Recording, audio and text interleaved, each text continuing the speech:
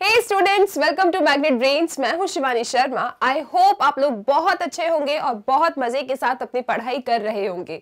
So students, आप लोग जानते हैं मैग्नेट ब्रेन्स पे क्लास केजी से लेके क्लास 12th तक आपकी various different state boards, Hindi medium, English medium, CBSE, NCERT, various famous other writers की बुक, सब कुछ पूरा फ्री अवेलेबल है।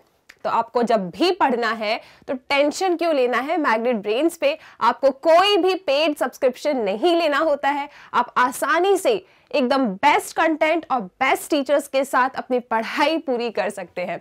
Okay students, so class 11th and 12th class students, अगर आप लोग अपने physics, chemistry, maths and bio, अपने हर एक सब्जेक्ट को बहुत इजीली पढ़ना चाहते हो ना, सो मैग्नेट ब्रेन्स की 11th and 12th class team आपके साथ है।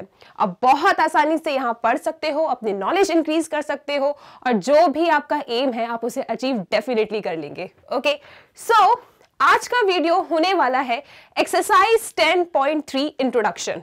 अभी तक हम chapter number 10 that is vector algebra की एक्सरसाइज 10.1, उसके कंसेप्ट, उसके क्वेश्चंस, 10.2 के कंसेप्ट्स एंड 10.2 के जितने भी क्वेश्चंस हैं वो सब सॉल्व कर चुके हैं। आई होप आपने हर एक वीडियो को देखा है और आज बारी है एक नई एक्सरसाइज के कंसेप्ट को पढ़ने की, जैसा कि मैंने आपको बताया, दैट इज एक्सरसाइज इंट्रोडक्शन 10.3। तो यहां पे हम बेसिकली बात करेंगे प्रोडक्ट ऑफ टू वेक्टर्स से। हम लोग प्रीवियस वीडियोस में addition of vector, subtraction of vector किस तरीके से किया जाता है, कब आपके वेक्टर्स इक्वल होते हैं, उन्हें ऐड कैसे करते हैं, सब्ट्रैक्ट कैसे करते हैं, ये सारी बातें हम डिस्कस कर चुके हैं। अगर हमें किसी वेक्टर को कोलिनियर बताना है तो क्या कंडीशंस होती है, तो ये सारी नॉलेज हमारे पास है, हमें पता है। आज के इस वीडियो में हम बात करेंगे कि वेक्टर्स का ना मल्टीप्लिकेशन कैसे होता है। जैसे हमने बचपन में मल्टीप्लिकेशन करना सीखा था कि अगर हम किसी नंबर का मल्टीप्लिकेशन किसी दूसरे नंबर से करेंगे तो आउटकम हमें क्या मिलेगा, डेफिनेटली एक नंबर मिलता है। इसी तरीके से जब हम थोड़े से बड़े हो गए, मतलब 12th क्लास में आए, तब हमने मैट्रिक्स का मल्टीप्लिकेशन सीखा, राइट। जब आप किसी दो मैट्रिक्स का मल्टीप्लिकेशन करते हो तो आउटकम क्या मिलता है, आपको मैट्रिक्स मिलता है। तो अब सवाल ये उठता है कि अगर मैं किसी दो वेक्टर का मल्टीप्लिकेशन करूं, ओके, तो मुझे आउटकम में क्या मिलेगा। तो यहां पे दो टाइप के प्रोडक्ट होते हैं वेक्टर्स में, ठीक है। हमारा सवाल क्या था कि जब हम किसी दो वेक्टर्स को मल्टीप्लाई करते हैं तो आउटकम क्या आएगा। ओके, तो यहां पे ना मल्टीप्लिकेशन या प्रोडक्ट ऑफ टू वेक्टर्स दो तरीके से डिफाइन होते हैं। एक होता है स्केलर, जिसे हम dot product of two vectors भी कहते हैं, या फिर एक दूसरा होता है vector cross product of two vectors. मतलब कि क्या दो वेक्टर्स को मल्टीप्लाई करके आउटकम आएगा, ये टोटली डिपेंड करता है कि आप अपने वेक्टर्स को किस तरीके का मल्टीप्लिकेशन दे रहे हो। अगर आप उन्हें डॉट प्रोडक्ट दे रहे हो, ओके, अगर आप दो वेक्टर्स के बीच में डॉट प्रोडक्ट निकाल रहे हो, जिसे हम स्केलर प्रोडक्ट भी कहते हैं, तो आउटकम हमें क्या मिलता है, तो आउटकम हमें एक स्केलर नंबर मिलता है। ओके, डॉट प्रोडक्ट जैसा नाम उसी तरीके से हम रिप्रेजेंट करते हैं। डॉट मतलब दो वेक्टर्स के बीच में आपको डॉट लगाना है। ओके, जब दो वेक्टर्स का डॉट प्रोडक्ट लोगे तो आउटकम क्या आएगा, एक स्केलर आएगा। एक दूसरे टाइप का मल्टीप्लिकेशन होता है और उस मल्टीप्लिकेशन को हम कहते हैं वेक्टर प्रोडक्ट या क्रॉस प्रोडक्ट। जब आप दो वेक्टर्स के बीच में क्रॉस निकालते हो या वेक्टर प्रोडक्ट निकालते हो तब आउटकम आपको एक वेक्टर मिलता है। तो जो सबसे पहला सवाल हमने अपने आप से पूछा था कि जब भी हम दो वेक्टर्स का मल्टीप्लिकेशन करेंगे तो हमें आउटकम क्या मिलेगा, तो वो आउटकम टोटली डिपेंड करता है कि आप अपने वेक्टर में कौन सा प्रोडक्ट दे रहे हो, राइट। अगर आप अपने दो वेक्टर्स के बीच में डॉट प्रोडक्ट निकाल रहे हैं तो आंसर आएगा एक स्केलर। ओके, अगर आप अपने दो वेक्टर्स में क्रॉस प्रोडक्ट को फाइंड कर रहे हैं तो आउटकम क्या आएगा, तो आउटकम आएगा एक वेक्टर। तो ये दो चीजें हमें ध्यान रखना है। ओके, और डॉट प्रोडक्ट या स्केलर प्रोडक्ट के ऊपर ही आपकी पूरी एक्सरसाइज 10.3 है, और जो वेक्टर प्रोडक्ट या क्रॉस प्रोडक्ट है वो हम नेक्स्ट एक्सरसाइज इंट्रोडक्शन 10.4 में पढ़ेंगे। तो आज का वीडियो किसके ऊपर है, आज का वीडियो स्केलर प्रोडक्ट, जिसका दूसरा नाम है डॉट प्रोडक्ट, इसके ऊपर होने वाला है। इसके बारे में हम एक एक चीजों को समझेंगे, इसकी क्या एप्लीकेशन है उसे जानेंगे और इस पे बेस्ड क्वेश्चंस को अटेम्प्ट करेंगे। ओके, सो स्टार्ट करते हैं अपन सबसे पहले हम देखने वाले हैं कि स्केलर प्रोडक्ट या dot product of two vectors का क्या कोई फॉर्मूला होता है, उसे किस तरीके से रिप्रेजेंट करते हैं, क्या इसका आंसर होता है। ओके, सो यहां देखिए, the scalar product of two non zero vectors a and b is denoted by a dot b। जब भी हम स्केलर प्रोडक्ट निकालेंगे किसी दो वेक्टर्स के बीच में, तो उसे डिनोट कैसे करते हैं, उसे डिनोट करते हैं हम a डॉट b से। ओके, अब मैं a डॉट b बोल रही हूँ तो आप ऊपर मान लेना कि वेक्टर भी लगाए। सो हम कैसे डिनोट करते हैं उसे, vector a dot vector b से। अब डिफाइन कैसे करते हैं, तो इसका एक छोटा सा फॉर्मूला है, इसे आप याद कर लीजिए। क्या फॉर्मूला है कि vector a dot vector b is equal to magnitude of a vector magnitude of b vector into cos theta. Okay, suppose आपके पास ये दो वेक्टर है, एक वेक्टर a है, दूसरा वेक्टर b है, इनके बीच में एक एंगल बन रहा है थीटा। ओके, तो इन दोनों के बीच का प्रोडक्ट क्या होगा, a vector dot b vector is equal to magnitude of a magnitude of b into cos theta, right. और ये जो थीटा होता है आपका, ये हमेशा इसके रेंज में ही लाई करेगा। सो थीटा या तो 0 होगा या 0 से बड़ा होगा, या तो पाई होगा या पाई से छोटा होगा, इस इंटरवल में ही ये लाई करता है।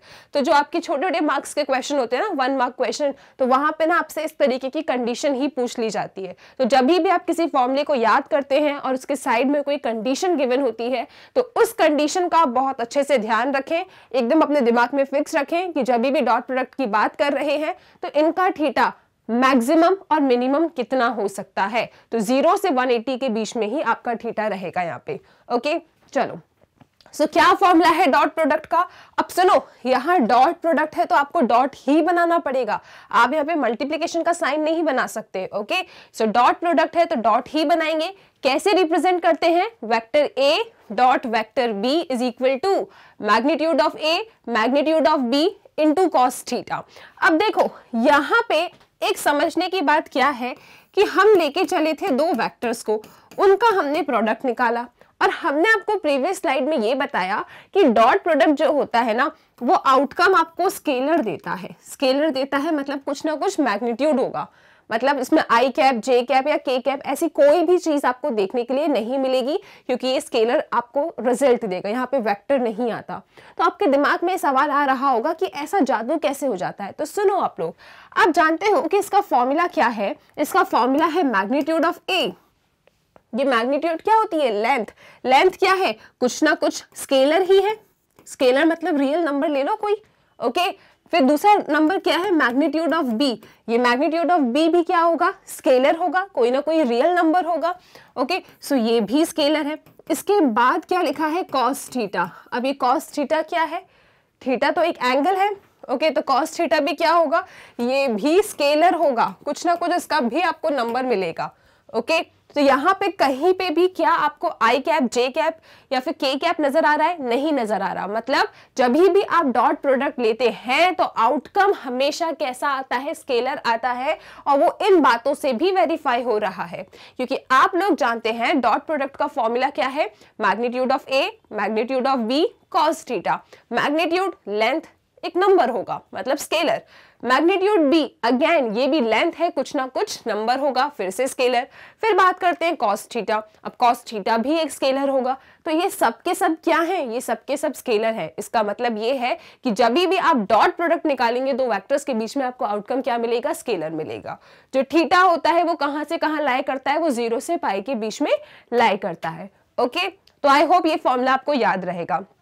और इसी फॉर्मूले के ऊपर ना बहुत सारी कंडीशंस हैं, उन कंडीशंस के बारे में हमें डिस्कस करना है। तो हर बार आपके सामने ये फॉर्मूला नजर आएगा, आप इन फॉर्मूलेस को देख लीजिए। फिर से बोलो एक बार, what is the dot product of two vectors. मन में बोलो क्या है answer, magnitude of A magnitude of B into cos theta. अब क्या इसके ऊपर ऑब्जर्वेशंस है, इस ऑब्जर्वेशन पे भी क्वेश्चंस बन जाते हैं। आओ ध्यान से समझते हैं इन्हें। देखो, अब ये फॉर्मूला आपके सामने है, इस फॉर्मूले का डायग्राम ये भी रखा है आपके सामने। अब इनका ये कहना है कि इफ या तो हम ए वेक्टर को 0 ले लें, ठीक है, या फिर हम बी वेक्टर को 0 ले लें, ठीक है। आपके पास फॉर्मूला है, वो रखा है। अब हमारे दिमाग में एक ऐसा सवाल आ रहा है कि अगर मैं आइदर और की बात कर रही हूं, ठीक है, अगर मान लो मैंने ए वेक्टर को 0 ले लिया, ए वेक्टर को मैंने क्या ले लिया, 0 वेक्टर ले लिया, फॉर्मूला ये रखा है। पहली कंडीशन जो हम चेक कर रहे हैं वो ये है कि अगर हमने ए वेक्टर को 0 ले लिया और सपोज हमने बी वेक्टर को 0 नहीं लिया, क्योंकि क्वेश्चन क्या बोल रहा है, if either A vector is 0 और बी वेक्टर इज 0, अगर इन दोनों में से कोई एक वेक्टर 0 हो जाए तो आपका आउटकम क्या मिलेगा, ये इनका सवाल है। मतलब ये एक ऑब्जर्वेशन है, बहुत ध्यान से सुनते चलो। अगर इन दो वेक्टर में से जिसका आपको प्रोडक्ट निकालना है कोई भी एक वेक्टर 0 हो जाए या दोनों ही 0 हो जाए, तो उस केस में हमेशा याद रखना कि जो थीटा एंगल होता है वो नॉट डिफाइन होता है। ठीक है मैम, ऐसा क्यों? अरे सुनो, ए वेक्टर क्या है, 0 है। 0 वेक्टर मतलब यही इसका इनिशियल पॉइंट है, यही इसका टर्मिनल पॉइंट है। दूसरा वेक्टर क्या है, बी वेक्टर, वो 0 है नहीं, तो मान लो कहीं जा रहा होगा। आपको इन दोनों के बीच में कोई एंगल नजर आ रहा है क्या? ये रहा आपका ए वेक्टर जो कि एक 0 वेक्टर बन चुका है, और ये रहा आपका बी वेक्टर जिसको हमने कहा है कि इट इज नॉट 0। ठीक है, इट इज नॉट 0। तो इसका क्या मतलब है? इसका ये मतलब है कि इन दोनों के बीच में कोई एंगल तो है ही नहीं। क्या आपको कोई एंगल नजर आ रहा है? नहीं नजर आ रहा। तो ऐसे केस में जब दोनों में से कोई एक वेक्टर 0 हो जाए या दोनों ही 0 हो जाए, तो उस केस में जो आपका थीटा होता है दैट इज नॉट डिफाइंड। हमें कोई एंगल बनता हुआ नजर आ ही नहीं रहा, तो हम लिखेंगे क्या? ओके, तो हमने क्या कहा कि थीटा तो नॉट डिफाइन है। अच्छा, थीटा नॉट डिफाइन है, तो ये बताओ कि इनका डॉट प्रोडक्ट क्या आएगा, ए डॉट बी, ये क्या आएगा? तो आप जानते हो फॉर्मूला क्या है, ये लिखा है formula, magnitude of A magnitude of B cos theta. अब मैग्नीट्यूड ऑफ ए वेक्टर क्या है, 0 वेक्टर हो गया, राइट? तो इसका मैग्नीट्यूड क्या होगा, याद करो 0 वेक्टर का मैग्नीट्यूड क्या होता है, 0 होता है। So this is 0 into magnitude of B. अब बी तो आपका 0 वेक्टर है नहीं, कुछ ना कुछ होगा, क्या होगा हमें क्या पता, और थीटा आपका नॉट डिफाइन है। अब जरा एक बात बताओ, 0 का मल्टीप्लिकेशन आप किसी में कर रहे हो तो आपका आउटकम क्या मिलेगा, 0 ही तो मिलेगा। ठीक है, तो ऐसे केस में ये बहुत इंपॉर्टेंट केस है। आपका जो फॉर्मूला है ना, अगर आप इस फॉर्मूले को याद रख लोगे तो ये जितने भी केस मैंने लिखे हैं आपको किसी को भी रटने की जरूरत नहीं है, आप खुद ही समझ जाओगे। ओके, तो पहला केस क्या कह रहा है कि जो दो वेक्टर्स हैं जिनके बीच में आपको डॉट प्रोडक्ट निकालना है, अगर उसमें से मान लो कोई एक वेक्टर 0 हो जाए या फिर दोनों ही 0 हो जाए। इमेजिन करो एक वेक्टर 0 हो गया और एक वेक्टर 0 नहीं है, क्या इनके बीच में कोई एंगल देख पा रहे हो? नहीं देख पा रहे, तो थीटा क्या हो जाता है, नॉट डिफाइंड। ठीक है, in this case theta is not defined, लेकिन उनका प्रोडक्ट क्या होगा, उनका प्रोडक्ट हो जाएगा 0। पूछो कैसे? अब एक आपका 0 वेक्टर है, तो 0 वेक्टर का मैग्नीट्यूड क्या होता है, 0, और 0 इंटू समथिंग गिव्स यू 0, इसीलिए इस केस में डॉट प्रोडक्ट क्या हो जाएगा, 0 हो जाएगा। ठीक है, चलो दूसरा ऑब्जर्वेशन क्या कह रहा है कि ए वेक्टर डॉट बी वेक्टर, जब भी आप किसी दो वेक्टर के बीच में डॉट प्रोडक्ट निकालते हैं तो आउटकम एक रियल नंबर आता है, मतलब एक स्केलर आता है, और इसके बारे में तो हम चर्चा कर ही चुके हैं। कैसे रियल नंबर आएगा आप जानते हो, देखो ए डॉट बी क्या है, magnitude of A magnitude of B cos theta, magnitude real number, magnitude real number, theta कुछ ना कुछ होगा उससे वो भी कुछ रियल आ जाएगा। तो जब भी आप रियल नंबर का मल्टीप्लिकेशन रियल नंबर से करते हैं तो आउटकम क्या आता है, रियल नंबर आता है। तो आप याद रखिएगा कि dot product of two vectors is a real number. ठीक है, आई होप ये दोनों ऑब्जर्वेशन क्लियर है। थर्ड ऑब्जर्वेशन पे लगा लो 5-6 स्टार, इस ऑब्जर्वेशन के ऊपर क्वेश्चन आता है डायरेक्टली पेपर में। तो क्या ऑब्जर्वेशन है ये, अगर A and B two non zero vectors हैं। अच्छा, अब इस थर्ड वाले के बाद से मैं जितने भी ऑब्जर्वेशन की बात करूंगी उन हर केस में हमारे A vector and B vector non zero vectors होंगे, मतलब दोनों ही जीरो वेक्टर्स नहीं है। ठीक है, सो अगर A and B vector are two non zero vectors, non zero vectors है मतलब उनका मैग्नीट्यूड जीरो नहीं है, then A dot B vector is zero. अब आप इमेजिन करिए, आपका ना तो ए वेक्टर जीरो है ना आपका बी वेक्टर जीरो है, लेकिन स्टिल इन दोनों का डॉट प्रोडक्ट क्या आ रहा है, जीरो आ रहा है। तो पता ये कब आएगा जीरो, ये तब ही जीरो आ सकता है जब ए एंड बी आपस में कैसे हो, परपेंडिकुलर टू ईच अदर हो। जब ये दोनों परपेंडिकुलर होंगे तभी आपको ए वेक्टर डॉट बी वेक्टर का जो आउटकम है ना वो जीरो मिलेगा। ठीक है मैम, ये कैसे हो सकता है? अरे सुनो आप लोग, फॉर्मूला क्या होता है डॉट प्रोडक्ट का, जब भी कोई भी परेशानी आए ना फॉर्मूले के पास जाओ। इनका क्या कहना है, इनका ये कहना है कि हम एक ए वेक्टर लेके चले, वो ए वेक्टर आपका जीरो वेक्टर नहीं है, ठीक है जी। बी वेक्टर लेके आए, बी वेक्टर भी आपका जीरो वेक्टर नहीं है। जब दोनों ही जीरो नहीं है लेकिन स्टिल उनका डॉट प्रोडक्ट जीरो आ रहा है, तो ये करिश्मा कैसे हो गया? तो ये करिश्मा हुआ है इस एंगल के वजह से, ठीक है। आप जानते हो ये डॉट प्रोडक्ट का फॉर्मूला क्या होता है? Magnitude of A magnitude of B cos theta. अब आप खुद सोचो यार, ए जीरो नहीं है, बी जीरो नहीं है, ए मतलब वेक्टर, ए वेक्टर जीरो नहीं है, बी वेक्टर जीरो नहीं है, तो इनका डॉट प्रोडक्ट कैसे जीरो आ रहा है? तो आप इस फॉर्मूले से ही पूछोगे जरा तुम बताओ कैसे हुआ ये काम। तो ये फॉर्मूला आपको बताएगा, सुनो, अगर आपको थीटा की ना वो वैल्यू सोचनी है जिसपे ये कॉस थीटा जीरो हो जाता है, तो आप कहोगे कॉस 90। कॉस 90 क्या होता है? जीरो, और जीरो इंटू एनीथिंग क्या देता है? जीरो देता है। इसका मतलब अगर दो वेक्टर्स जीरो नहीं थे, उनमें से कोई एक भी जीरो नहीं था, उसके बाद भी अगर उनका डॉट प्रोडक्ट जीरो आ रहा है, इसका मतलब ये जीरो सिर्फ और सिर्फ इस थीटा की वजह से आया होगा, क्योंकि थीटा हो गया होगा 90। देखो आप, ये रहा थीटा, दो वेक्टर्स के बीच का एंगल थीटा होता है। अगर ये थीटा, आप यहाँ पे चेक करिए, अगर ये थीटा 90 हो जाता है, इन दोनों के बीच में एंगल अगर 90 बन रहा है, तो cos 90 क्या होता है? जीरो होता है, और zero into anything gives you zero, इसीलिए इनका डॉट प्रोडक्ट क्या हो गया होगा? जीरो हो गया होगा। अभी आप क्वेश्चंस देखेंगे एक्सरसाइज 10.3 में, और यहाँ पे मैंने कुछ एग्जाम्पल्स भी रखे हैं आप लोगों के लिए। तो आपसे ना क्वेश्चन पूछा जाएगा कि जरा शो करके दिखाओ ये दो वेक्टर्स कैसे हैं, परपेंडिकुलर हैं। तो आप कैसे शो करेंगे? आप तब शो कर पाएंगे जब आप उन दोनों का डॉट प्रोडक्ट क्या ले लेंगे? जीरो, ठीक है। आपके सामने ऐसे क्वेश्चन आएंगे जब आपको एक वेक्टर और दूसरा वेक्टर दे देंगे और बोलेंगे ये दो वेक्टर आपके सामने रखे हैं, आप जल्दी से हमें शो करके बताइए कि ये दोनों वेक्टर्स कैसे हैं, म्यूचुअली परपेंडिकुलर हैं। तो आपको क्या करना होगा? आपको सिर्फ और सिर्फ ये साबित करना होगा कि इन दोनों का जो डॉट प्रोडक्ट है वो जीरो है। अगर जीरो आ जाएगा तो आप कह देंगे कि yes, these two vectors are perpendicular to each other. Okay, so I hope अभी तक ये तीन केस आपको क्लियर हो चुके हैं। अब चलते हैं आगे अपने नेक्स्ट केस के ऊपर। सो नेक्स्ट केस ये कहता है कि मान लो जो थीटा है ना, देखो ये जितनी भी ऑब्जर्वेशंस निकल के आई है ना, ये सिर्फ और सिर्फ उस थीटा की वजह से आई है। आप जानते हो आपका ए डॉट बी का फॉर्मूला क्या होता है? A vector dot B vector magnitude of A, okay जी, magnitude of B cos theta.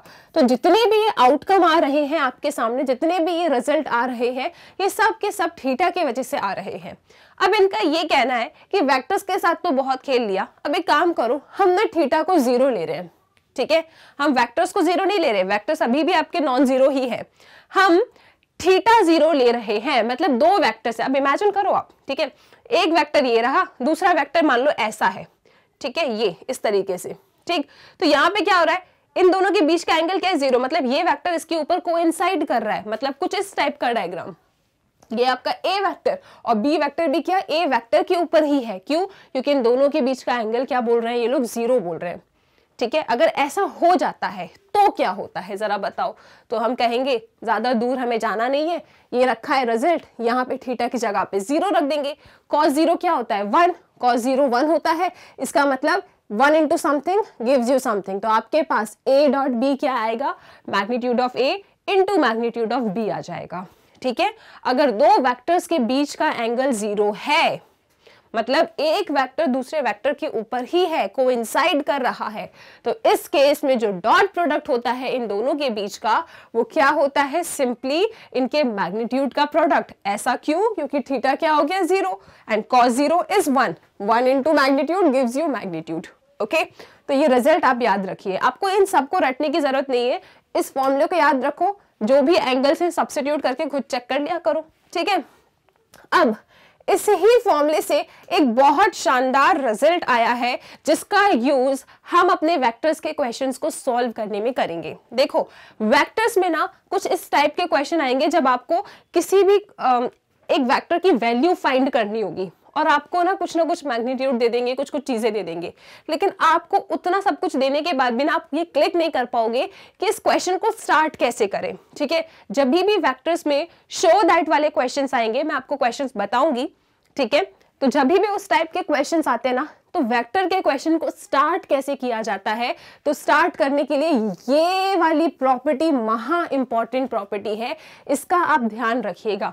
अभी फिलहाल के लिए आप इसे याद कर लो, याद कैसे करेंगे वो मैं आपको सिखा दूंगी, लेकिन इसका जो एप्लीकेशन है ना इस प्रॉपर्टी की, आपको मजा आ जाएगा क्वेश्चंस को करके, क्योंकि मोस्टली आपके जितने भी शो दैट वाले क्वेश्चंस होंगे या फिर किसी वेक्टर की वैल्यू फाइंड करने वाले क्वेश्चन होंगे, ये इसी से ही खत्म हो जाते हैं। ठीक है, इतनी इंपॉर्टेंट है, हाँ इतनी इंपॉर्टेंट है। तो मैम ये है क्या, सुनो, इनका ये कहना है कि जब आप दो सेम वेक्टर्स के बीच में डॉट प्रोडक्ट निकाल रहे हो, जब आप दो इक्वल वेक्टर्स के बीच में डॉट प्रोडक्ट निकाल रहे हो तो क्या होगा, देखो दोनों इक्वल है, A vector dot A vector, इन दोनों के बीच में एंगल क्या होगा, डेफिनेटली क्या होगा, एंगल 0 ही होगा, क्योंकि हम किसकी बात कर रहे हैं, ये रहा आपका ए वेक्टर और इसी ए वेक्टर के ऊपर ही ए वेक्टर है, बिल्कुल इक्वल है, तो इन दोनों के बीच में एंगल क्या है, 0 है। तो रखा हमने फॉर्मूले में 0, cos 0 1, तो magnitude of A into magnitude of A आया होगा, magnitude of A into magnitude of A क्या देगा आपको, मैग्नीट्यूड ऑफ ए का स्क्वायर, और ये आ गया। ठीक है, मैग्नीट्यूड ऑफ, यहाँ पे ए वेक्टर भी बनाया आप लोग, मैग्नीट्यूड ऑफ ए वेक्टर का स्क्वायर। ओके, आई होप ये क्लियर है। और इस रिजल्ट को आप बिल्कुल याद रखिएगा, क्वेश्चन जब सॉल्व करेंगे ना, कभी भी वेक्टर्स के क्वेश्चन में फंस जाओ, अगर नहीं समझ में आए तो एक बार इसको याद कर लेना, हो सकता है ये आपकी कुछ हेल्प कर दे। ठीक है, तो यहाँ पे हमने इस महा इंपॉर्टेंट प्रॉपर्टी से क्या सीखा कि अगर दो इक्वल वेक्टर्स के बीच का हमें डॉट प्रोडक्ट चाहिए, मतलब हमें ए डॉट ए चाहिए, अगर इक्वल वेक्टर्स है ना, अब इनके बीच में एंगल क्या है, इनके बीच में एंगल दिख ही नहीं रहा मैम, मतलब 0 है, तो 0 है तो इसका आंसर आएगा magnitude of A into magnitude of A cos 0। cos 0 क्या होता है, 1 होता है। So magnitude of A into magnitude of A क्या हो जाएगा, ये हो जाएगा मैग्नीट्यूड ऑफ ए वेक्टर का स्क्वायर। इस प्रॉपर्टी को याद रखना बहुत इंपॉर्टेंट है, बहुत सारे क्वेश्चंस को हम सॉल्व करेंगे इसके थ्रू। ठीक है, चलो इसके बाद बात करते हैं कि अगर थीटा पाई हो जाए, हमने 90 देख लिया, हमने 0 देख लिया, अब हम ये कह रहे हैं कि अगर थीटा आपका 180 हो जाए, क्योंकि इनने क्या बोला था कि जो थीटा है वो 0 से पाई के बीच में रह सकता है, तो जितने भी मेन एंगल्स होते हैं ना, हमने उन सब एंगल्स पे जाके चेक कर लिया। अब सपोज अगर थीटा आपका पाई हो जाए, ठीक है, आप जानते ही हो dot product of two vectors का फॉर्मूला, जल्दी बोलो क्या होता है, A vector dot B vector is equal to magnitude of A, okay जी, magnitude of B vector cos theta. अब ये लोग क्या कह रहे हैं आपसे कि थीटा ना पाई ले लो। अच्छा, थीटा पाई ले लो मतलब क्या, एक वेक्टर आपका यहां से यहां जा रहा है और एक वेक्टर आपका यहां से यहां जा रहा है, तभी तो इन दोनों के बीच में 180 डिग्री बनेगा। ओके, एक वेक्टर इधर एक वेक्टर उधर जा रहा है, तो इस केस में यहाँ पे थीटा की जगह जरा 180 डाल के देखो आप, cos 180 क्या होता है, -1 होता है। आप वैसे भी जान रहे थे यहाँ पे डायग्राम को देख के कि ये कैसे हो रहे हैं, अपोजिट डायरेक्शन में आ रहे हैं। एक वेक्टर आपका इधर जा रहा है, दूसरा वेक्टर आपका यहाँ जा रहा है, मतलब अपोजिट डायरेक्शन में जा रहा है। तो अपोजिट डायरेक्शन में जा रहा था तो नेगेटिव की साइन को तो आना ही था, और देखो वो कैसे आ गया, यहाँ पे आपने क्या किया, थीटा की जगह पे 180 रखा, cos 180 -1, तो आपको a vector dot b vector कितना मिल गया, minus magnitude of a vector into magnitude of b vector. Okay, और इसी केस में अगर आप नेगेटिव ऑफ अ वेक्टर का कंसेप्ट चेक करें, मतलब a ही वेक्टर है आपका इस डायरेक्शन में और इसी का नेगेटिव हमने अपोजिट डायरेक्शन में बनाया, तो इन दोनों के बीच का एंगल कितना आया, 180। तो यहीं पे अगर हम मान लो a vector dot a vector की ही बात कर रहे थे, ठीक है, तो यहाँ पे a vector dot negative of a vector, तो यहाँ पे क्या लिखते हैं आप, नेगेटिव ऑफ a वेक्टर, और थीटा कितना, थीटा 180, ठीक है, 180 मतलब पाई। तो कितना आता है ये, अगर नेगेटिव ऑफ अ वेक्टर का आप डॉट प्रोडक्ट निकालते तो आपके सामने क्या आता है, सी मैग्नीट्यूड, अगेन आपको ये लेंथ एक positive quantity, under root square सब कुछ आता, तो ये तो आपका पॉजिटिव हो ही जाता है, इससे कोई परेशानी की बात है नहीं, इसको मैं सिंपल ए वेक्टर ही लिख देती हूँ। ओके, अब cos 180 क्या होता है, cos 180 याद करो, cos 180 -1, तो ये यहां से गया, यहाँ पे आ गया माइनस। अब देखो इस प्रॉपर्टी को देखो, magnitude of A into magnitude of A क्या देगा, मैग्नीट्यूड ऑफ ए वेक्टर का स्क्वायर। अगर कहीं मैं वेक्टर नहीं बोल रही तो आप प्लीज उसे माइंड मत करना, आप समझ जाना वो वेक्टर है। Okay, so magnitude of A vector का स्क्वायर, तो यहाँ पे आप क्या करेंगे, यहाँ पे आप स्क्वायर बना देंगे। तो आपने यहाँ से क्या देखा, आपने ये देखा कि अगर नेगेटिव ऑफ अ वेक्टर का हम डॉट प्रोडक्ट ले रहे हैं तो आंसर आता है नेगेटिव मैग्नीट्यूड ऑफ वो ही वेक्टर का स्क्वायर। ओके लेकिन सबसे ज्यादा इंपॉर्टेंट जो इस पूरे पेज में है वो ये वाली प्रॉपर्टी है, आप इसे बिल्कुल मत भूलना कि dot product of same vectors, मतलब डॉट प्रोडक्ट ऑफ ए फिर से ए से ही ले रहे हो तो क्या आता है, मैग्नीट्यूड ऑफ ए वेक्टर का स्क्वायर। बहुत इंपॉर्टेंट प्रॉपर्टी है। क्यों इंपॉर्टेंट है मैं आपको इसी वीडियो में कुछ एग्जांपल्स देके बताऊंगी। ठीक है, चलो इसके बाद ये, अगर ये समझ नहीं आया आपको, ठीक है, अगर आपने इसको इग्नोर कर दिया तो डॉट प्रोडक्ट आपको इग्नोर कर देगा, क्योंकि अभी हम ये देखेंगे कि जब हमारे पास वेक्टर्स कंपोनेंट फॉर्म में दिए होते हैं तो उनका डॉट प्रोडक्ट कैसे निकालते हैं। तो उस चीज को समझने के लिए आपको इसे देखना पड़ेगा। ये क्या है, I cap, J cap and K cap. अब ये तीनों आपके लिए नए नहीं है, आप जानते हो कि आई कैप क्या होता है। आई कैप एक यूनिट वेक्टर होता है, यूनिट वेक्टर मतलब जिसका मैग्नीट्यूड 1 हो। ठीक है, so what is I cap, I cap is a unit vector in the direction of x axis. X axis के डायरेक्शन में जो यूनिट वेक्टर होता है उसे हम आई कैप कहते हैं। अब यूनिट वेक्टर क्या होता है, देखो हमने वर्ड्स में बोला लेकिन मैथमेटिकली हमें पता होना चाहिए कि मैग्नीट्यूड ऑफ आई कैप क्या होता है, 1 होता है। ठीक है, इसके बाद what is J cap, J cap क्या होता है, जे कैप आपका यूनिट वेक्टर होता है in the direction of Y axis and K cap is the unit vector in the direction of Z axis. ठीक है मैम, लेकिन ये आप हमें फिर से क्यों बता रहे हो, तो सुनो, जब भी आप लोग आई कैप का डॉट आई कैप से लोगे, ठीक है, या फिर आप जे कैप का डॉट जे कैप से लेंगे या फिर के कैप का डॉट के कैप से लेंगे तो आपको आउटकम कितना मिलेगा, आपको आउटकम 1 मिलेगा। ठीक है मैम, एक बता दो कैसे आ गया, बाकी 2 हम समझ जाएंगे। चलो ठीक है, एक मैं आपको बता देती हूं। देखो मैं आपसे ये कह रही हूं कि I cap dot I cap, right, I cap dot I cap, तो हम लोग तो डॉट प्रोडक्ट में वेक्टर्स का फॉर्मूला जानते हैं कि वेक्टर ए और वेक्टर बी के बीच में अगर डॉट प्रोडक्ट लिया जाता है तो जोर से बोलो आंसर क्या आता है, magnitude of A magnitude of B cos theta.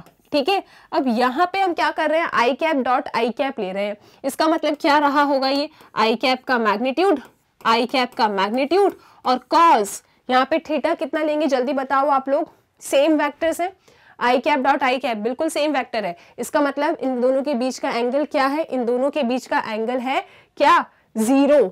ठीक है ना, इसमें कोई परेशानी तो नहीं है। अभी आप लोगों ने सीखा था, क्या सीखा था, ए dot A vector, A vector का डॉट उसी वेक्टर से ले रहे हो तो इनके बीच में एंगल कितना रहा होगा, 0 रहा होगा। तो ऐसा ही आप अगर आई कैप डॉट आई कैप ले रहे हो, मतलब ये दोनों एक दूसरे के ऊपर कोइंसाइड कर रहे हैं, इसका मतलब इनके बीच का थीटा क्या है, इनके बीच का थीटा 0 है। तो जब इनके बीच का थीटा 0 है तो आप जानते हो कि कॉस 0 क्या होता है, कॉस 0 कितना, 1 होता है।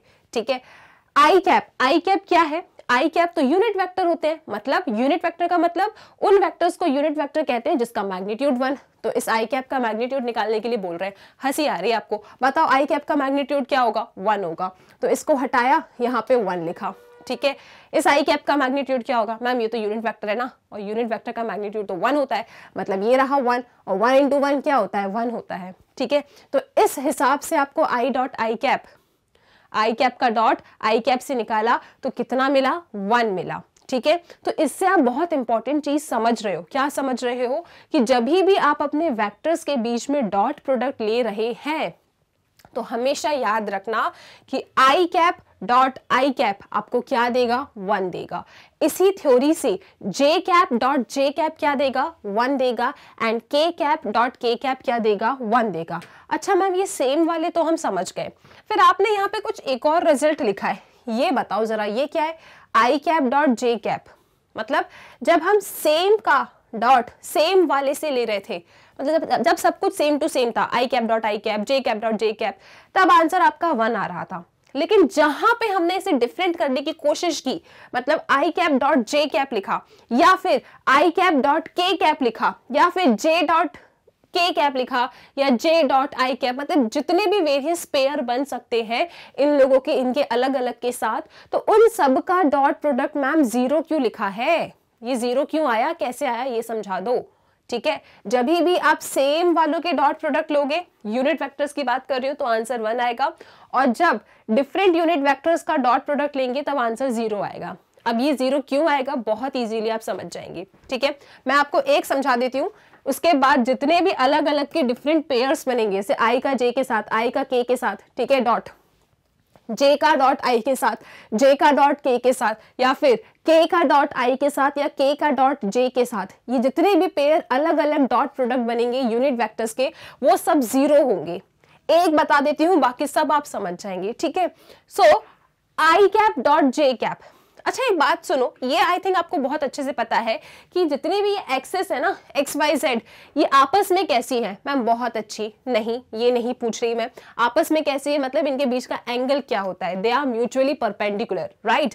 ये सारी एक्सेस आपस में म्यूचुअली परपेंडिकुलर होती हैं। आप कहोगे मैम दिख नहीं रहा, ये 3D फिगर है, आपको इसे देखने की कोशिश करनी पड़ेगी। ठीक है, सो याद रखिएगा कि ये तीनों एक्सेस कैसी होती हैं? म्यूचुअली परपेंडिकुलर होती हैं।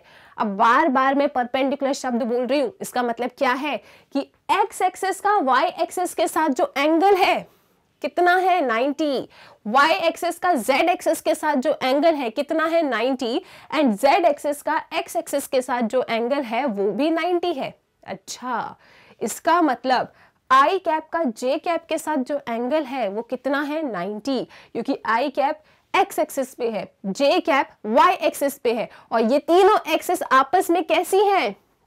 आपस में म्यूचुअली परपेंडिकुलर है। म्यूचुअली परपेंडिकुलर होने की वजह से ये आई कैप जे कैप भी कैसे 90-90 एंगल बना रहे हैं एक दूसरे के साथ। लो, आधी समस्या ही खत्म हो गई। अब मैं आपको सिखा देती हूँ। देखो, मैं आपको आई कैप डॉट जे कैप का प्रोडक्ट लेके बता रही हूँ 0 कैसे आ रहा है। मैंने आपको कह दिया ये सब आपस में कैसी है, सब आपस में म्यूचुअली परपेंडिकुलर है। बस हो गया काम। सुनो फिर से, क्या जानते हो आप लोग?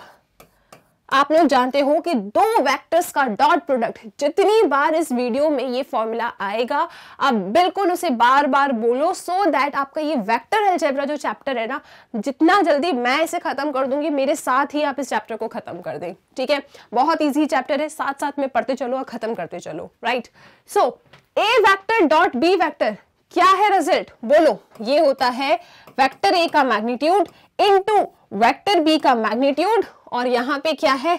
यहाँ पे कॉस थीटा है। हम निकालने जा रहे हैं आई कैप डॉट जे कैप, और हम तो बहुत अच्छे से जानते हैं और हमें जानना ही पड़ेगा, क्योंकि इस चैप्टर के बाद जो नेक्स्ट चैप्टर है उसमें भी हम इन्हीं एक्सिस के साथ खेलने वाले हैं। Okay, so this is my ex axis, ये मेरा वाई एक्सिस है, ओके, और ये मेरा जेड एक्सिस है। ये तीनों एक्सिस आपस में बहुत अच्छे दोस्त हैं, म्यूचुअली परपेंडिकुलर है। ठीक है सर, 90 डिग्री बनाती है ये। दिस इज आई कैप, ये रहा आपका जे कैप, और ये रहा आपका के कैप। सब कैसे एंगल बना रहे हैं? 90 डिग्री बना रहे हैं।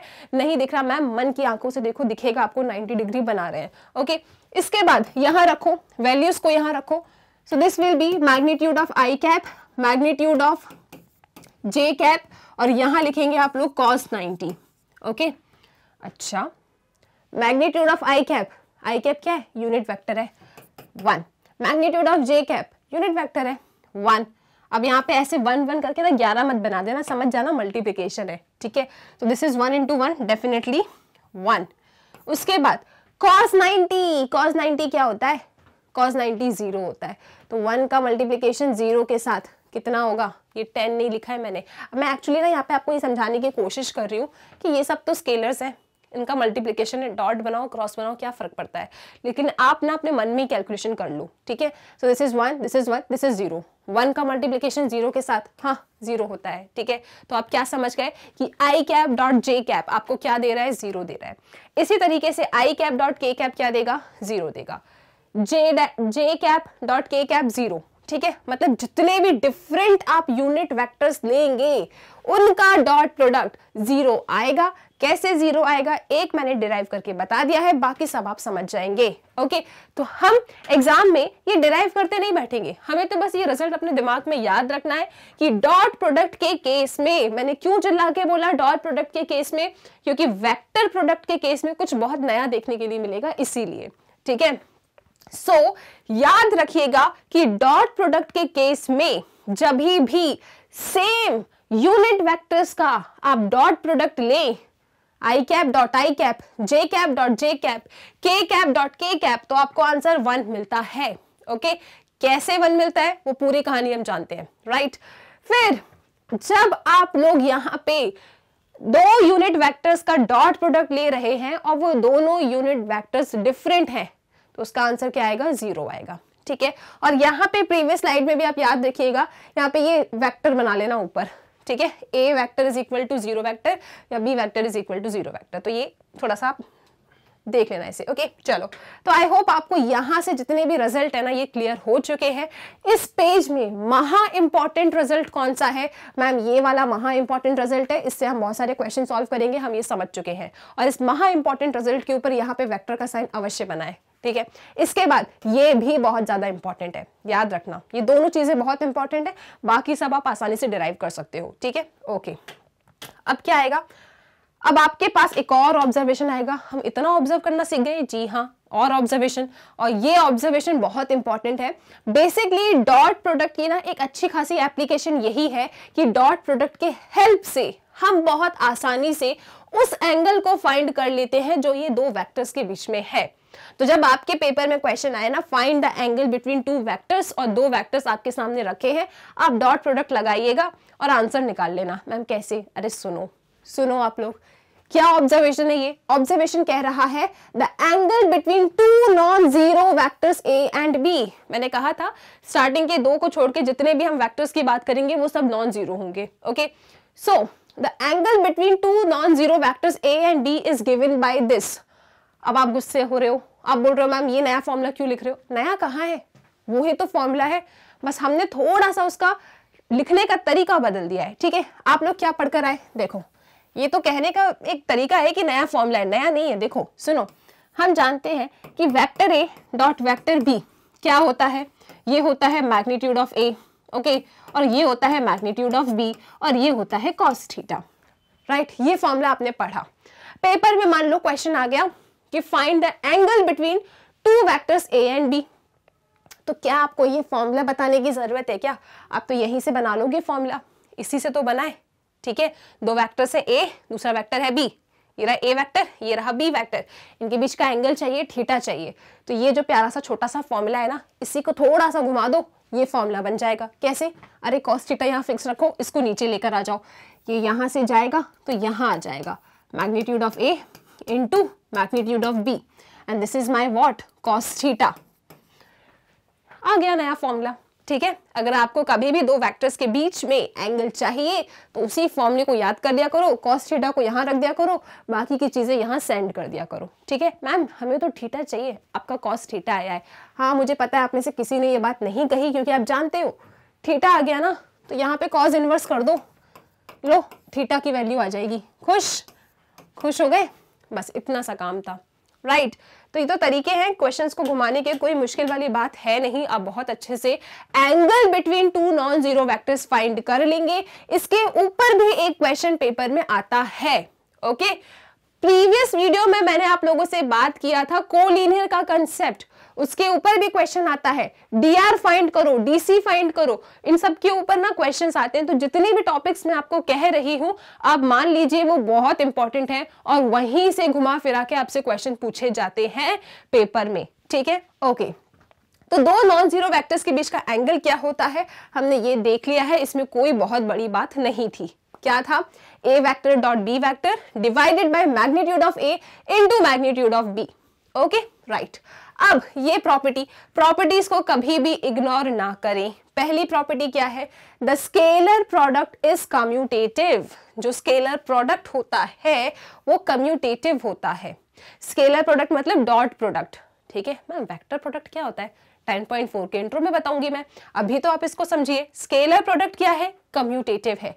ए vector dot B vector find करूं या B vector dot A vector find करूं, सेम ही तो रिजल्ट आएगा। देखो ना, यहाँ पे जब आपने A vector dot B vector निकाला तब कुछ स्केलर आएगा, हाँ बिल्कुल आएगा, या B vector dot A vector निकालो तभी भी तो स्केलर आएगा, दोनों सेम ही आएंगे। तो याद रखना कि जो डॉट प्रोडक्ट है या जो स्केलर प्रोडक्ट है वो कम्यूटेटिव लॉ को होल्ड करता है। कमेंट सेक्शन में आप मुझे बताएंगे क्या वेक्टर एडिशन कम्यूटेटिव होता है, ये आप मुझे कमेंट सेक्शन में बताएंगे। जितनी भी प्रॉपर्टीज हैं इनमें बहुत शक्ति होती है 1 मार्क के क्वेश्चन के रूप में आपसे पेपर में पूछा जाए, तो इसीलिए इन प्रॉपर्टीज को इग्नोर मत किया करो, पेपर में डायरेक्ट आता है, फिर जब गलत कर देते हैं तो थोड़ा दुख हो जाता है। इसीलिए तो आप मुझे बिल्कुल बताएंगे क्या वेक्टर एडिशन कम्यूटेटिव होता है, और अगर होता है तो आप उसे प्रूव कैसे करेंगे, एक बार जरा इसके बारे में सोच के मुझे बताना, ठीक है। अभी आप क्या याद रखेंगे, अभी आप ये याद रखेंगे कि स्केलर प्रोडक्ट या फिर डॉट प्रोडक्ट कैसा होता है, कम्यूटेटिव होता है, ठीक है। अब दो और इंपॉर्टेंट प्रॉपर्टीज हैं। क्या प्रॉपर्टीज हैं ये स्केलर प्रोडक्ट की, distributivity of scalar product over addition. हम ये चेक कर रहे हैं क्या स्केलर प्रोडक्ट मतलब क्या हमारा डॉट प्रोडक्ट एडिशन के ऊपर डिस्ट्रीब्यूट होता है, तो जी हाँ बिल्कुल डिस्ट्रीब्यूट होता है। देखिए आपके सामने ए बी सी कोई भी 3 नॉन जीरो वेक्टर्स हैं, राइट। तो अगर हमारे पास कभी इस तरीके का शब्द लिखा मिल जाए, कुछ इस तरीके की प्रॉपर्टी लिखी मिल जाए, कैसी कि vector A dot vector B plus vector C, अगर ऐसा लिखा है तो हम इस डॉट प्रोडक्ट को इन दोनों के ऊपर डिस्ट्रीब्यूट कर सकते हैं। मतलब this is equal to vector A dot vector B plus vector A dot vector C, right. तो ये डिस्ट्रीब्यूटिव लॉ होल्ड करता है, ये तो हम छोटी क्लासेस से जानते हैं कि डिस्ट्रीब्यूटिव लॉ क्या होता है। तो बस यही है, यहाँ पे कौन डिस्ट्रीब्यूट हो रहा है, डॉट डिस्ट्रीब्यूट हो रहा है। अच्छा एक बात सुनो, जब भी डॉट प्रोडक्ट के क्वेश्चन आएंगे ना, तो आप ये जो डॉट बनाएंगे ना, ये आपका विजिबल होना चाहिए कि हाँ आपने डॉट प्रोडक्ट लिया है। यहाँ पे ना बिल्कुल इसे मल्टीप्लिकेशन मत समझना, ओके आप नंबर्स के साथ नहीं खेल रहे हो, आप वेक्टर्स के साथ खेल रहे हो। तो जब मैं डॉट प्रोडक्ट कह रही हूं तो आपका ये डॉट प्रोडक्ट विजिबल होना चाहिए, ओके। सो यहाँ पे ये जो डॉट प्रोडक्ट है एडिशन के ऊपर क्या है, डिस्ट्रीब्यूट हो जाता है। मतलब कैसे, vector A dot vector B ये लिखा प्लस, ये बीच में प्लस आया, उसके बाद क्या, vector A dot vector C, okay बस। इसके बाद एक छोटी सी प्यारी सी प्रॉपर्टी और है कि मान लो ए एंड बी कोई नॉन जीरो वेक्टर है और लैम्डा हमारा कोई स्केलर है।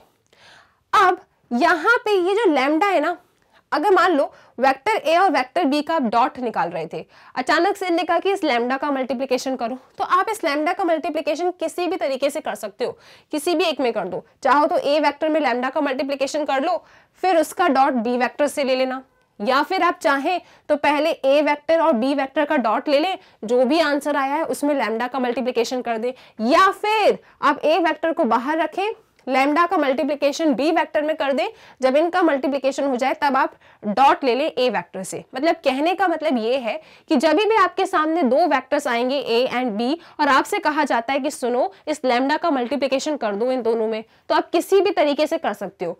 चाहो तो पहले ए डॉट बी निकाल लो, फिर लैम्डा का मल्टीप्लिकेशन कर दो, या फिर लैम्डा का मल्टीप्लिकेशन ए वेक्टर में कर दो, जो भी आउटकम आया है उसका डॉट बी से ले लो, या फिर ए वेक्टर को साइड में रखो, लैम्डा का मल्टीप्लिकेशन बी वेक्टर में कर दो और फिर दोनों का डॉट ले लो। किसी भी तरीके से करोगे कोई प्रॉब्लम नहीं है, एक अच्छी प्रॉपर्टी है, आप इसको भी याद रख लीजिएगा।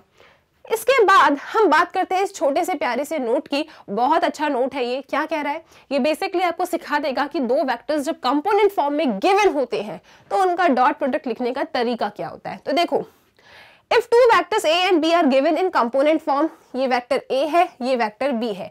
कंपोनेंट फॉर्म याद है ना, अपन ने पूरा डिराइव किया था 10.2 के इंट्रोडक्शन में, किस तरीके से लिखा जाता है, मैंने आपको ट्रिक भी बताई थी, ओके। तो जो कंपोनेंट फॉर्म होता है बेसिकली वहां पे आई कैप, जे कैप और के कैप आप देखते हो। तो suppose this is my A vector, ये इसका कंपोनेंट फॉर्म है, and this is my B vector, ये इसका कंपोनेंट फॉर्म है, ओके। अब मुझे इस ए वेक्टर और बी वेक्टर के बीच में डॉट लेना है, ठीक है, A vector dot B vector निकालना है। तो ए वेक्टर क्या था उसे मैंने पूरा कॉपी किया, डॉट बी वेक्टर क्या था ये रहा, इसे पूरा कॉपी किया। अब मुझे इन दोनों का डॉट निकालना है, तो कैसे निकालूंगी, डॉट निकालना है, मल्टीप्लिकेशन नहीं बोल रही हूँ, डॉट प्रोडक्ट बोल रही हूँ, ठीक है। तो मुझे ए वेक्टर जो कि कंपोनेंट फॉर्म में है, बी वेक्टर जो कंपोनेंट फॉर्म में है, इनका डॉट निकालना है। तो कैसे निकाला जाता है? सुनो, आप बस एक बात याद रखिए कि आई डॉट आई, जल्दी बोलो कितना होता है? 1। जे डॉट जे कितना? 1। के डॉट के कितना? 1। अच्छा, जल्दी से ये बताओ आई डॉट जे क्या होता है? कैप बोल रही हूं मैं, ठीक है? I cap dot J cap कितना? 0, ठीक है। अच्छा, तो इसी प्रॉपर्टी के साथ हमें खेलना है और इसका मल्टीप्लिकेशन नहीं, इसका डॉट प्रोडक्ट बताना है। हाँ, मतलब आप a1 आई कैप, ठीक है, सबसे पहले a1 को लो, इन सबको भूल जाओ, ठीक है। a1 आई कैप डॉट b1 आई कैप हमसे करवा रही हूं, ऐसे लिखवा रही हूं ना मैम हमको? हाँ, a1 आई कैप डॉट b1 आई कैप। ये a1 b1 क्या है? ये तो स्केलर्स है ना, तो ये तो साथ में मल्टीप्लाई होगा a1 b1। और ये क्या है? I cap dot I cap. और याद करो, आई कैप डॉट आई कैप क्या होता है? 1 होता है। तो 1 into something gives you something, और ये समथिंग क्या है? a1 b1 है, ठीक है। फिर आप इसका मल्टीप्लीकेशन इस जे वाले से करो। मल्टीप्लीकेशन नहीं मैम, डॉट प्रोडक्ट बोलो, ठीक है। तो आप इस a1 आई कैप का डॉट b2 जे कैप के साथ लो। आप कहोगे नहीं ले रहे, क्यों?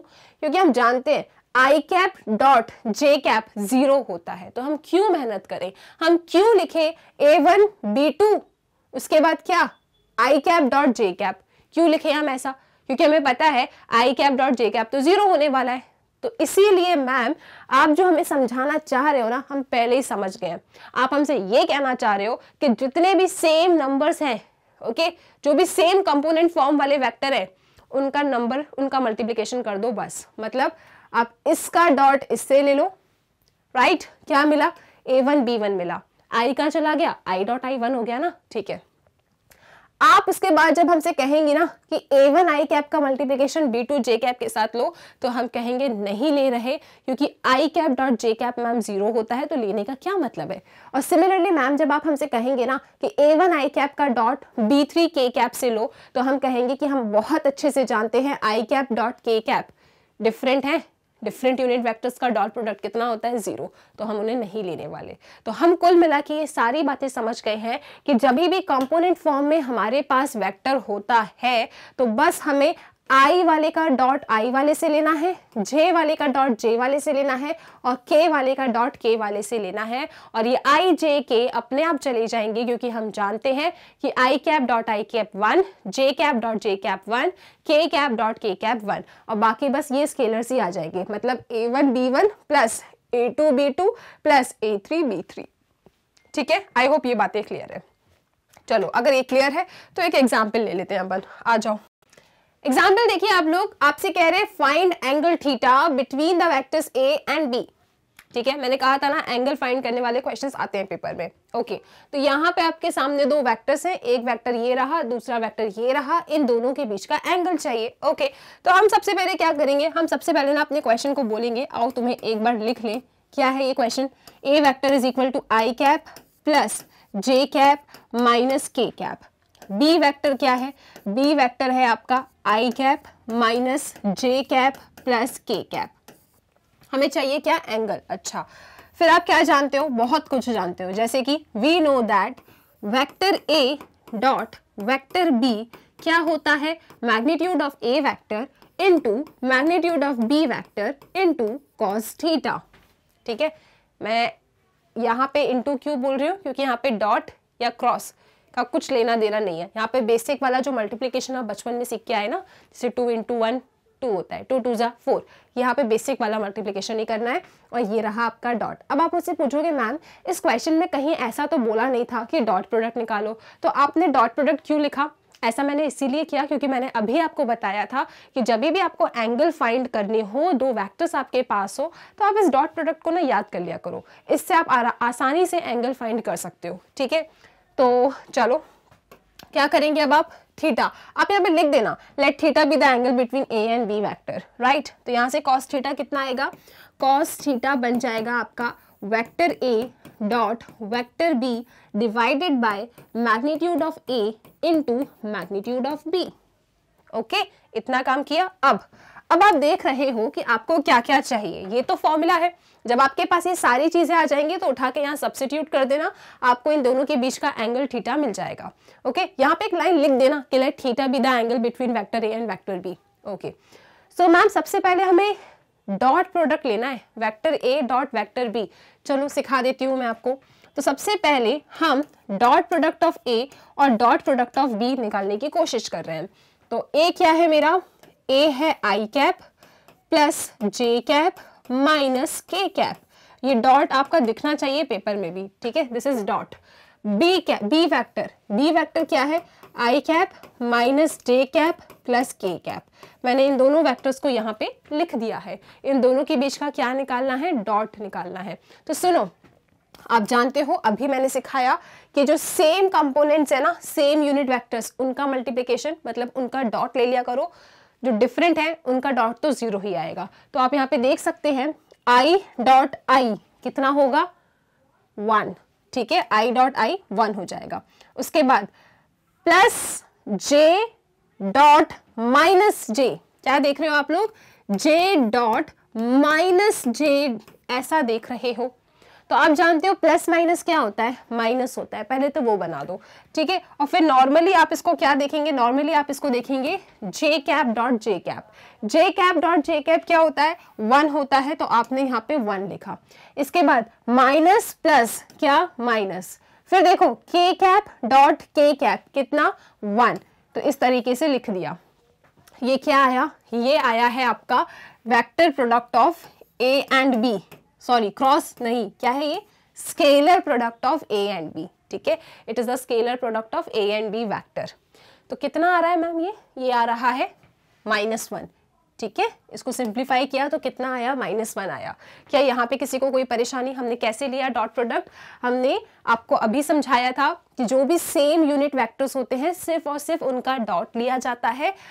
आई कैप डॉट आई कैप 1 होता है, फिर प्लस इंटू माइनस, माइनस बनाया था, फिर जे कैप डॉट जे कैप 1, उसके बाद माइनस इंटू प्लस, माइनस बनाया, के कैप डॉट के कैप 1, ठीक है। डिफरेंट यूनिट वेक्टर्स का डॉट प्रोडक्ट आपको क्या देता है, 0 देता है, तो उसे लिखने की क्या जरूरत है। ओके जी, ओके। फिर आप देखिए इस मामले में आपको क्या चाहिए, मैग्नीट्यूड ऑफ ए। आ जाओ जरा मैग्नीट्यूड ऑफ ए वेक्टर निकालें। सो ये रहा ए वेक्टर। हाँ, अब मुझे बताओ किस किस को याद है मैग्नीट्यूड कैसे निकाला जाता है, याद करो। हम तो इसको 10.2 के कंसेप्ट में सीख कर आए हैं, और जैसे कि आप लोग सीक्वेंस में पढ़ रहे हो तो उस हिसाब से 10.2 एक्सरसाइज को आपने सॉल्व किया होगा।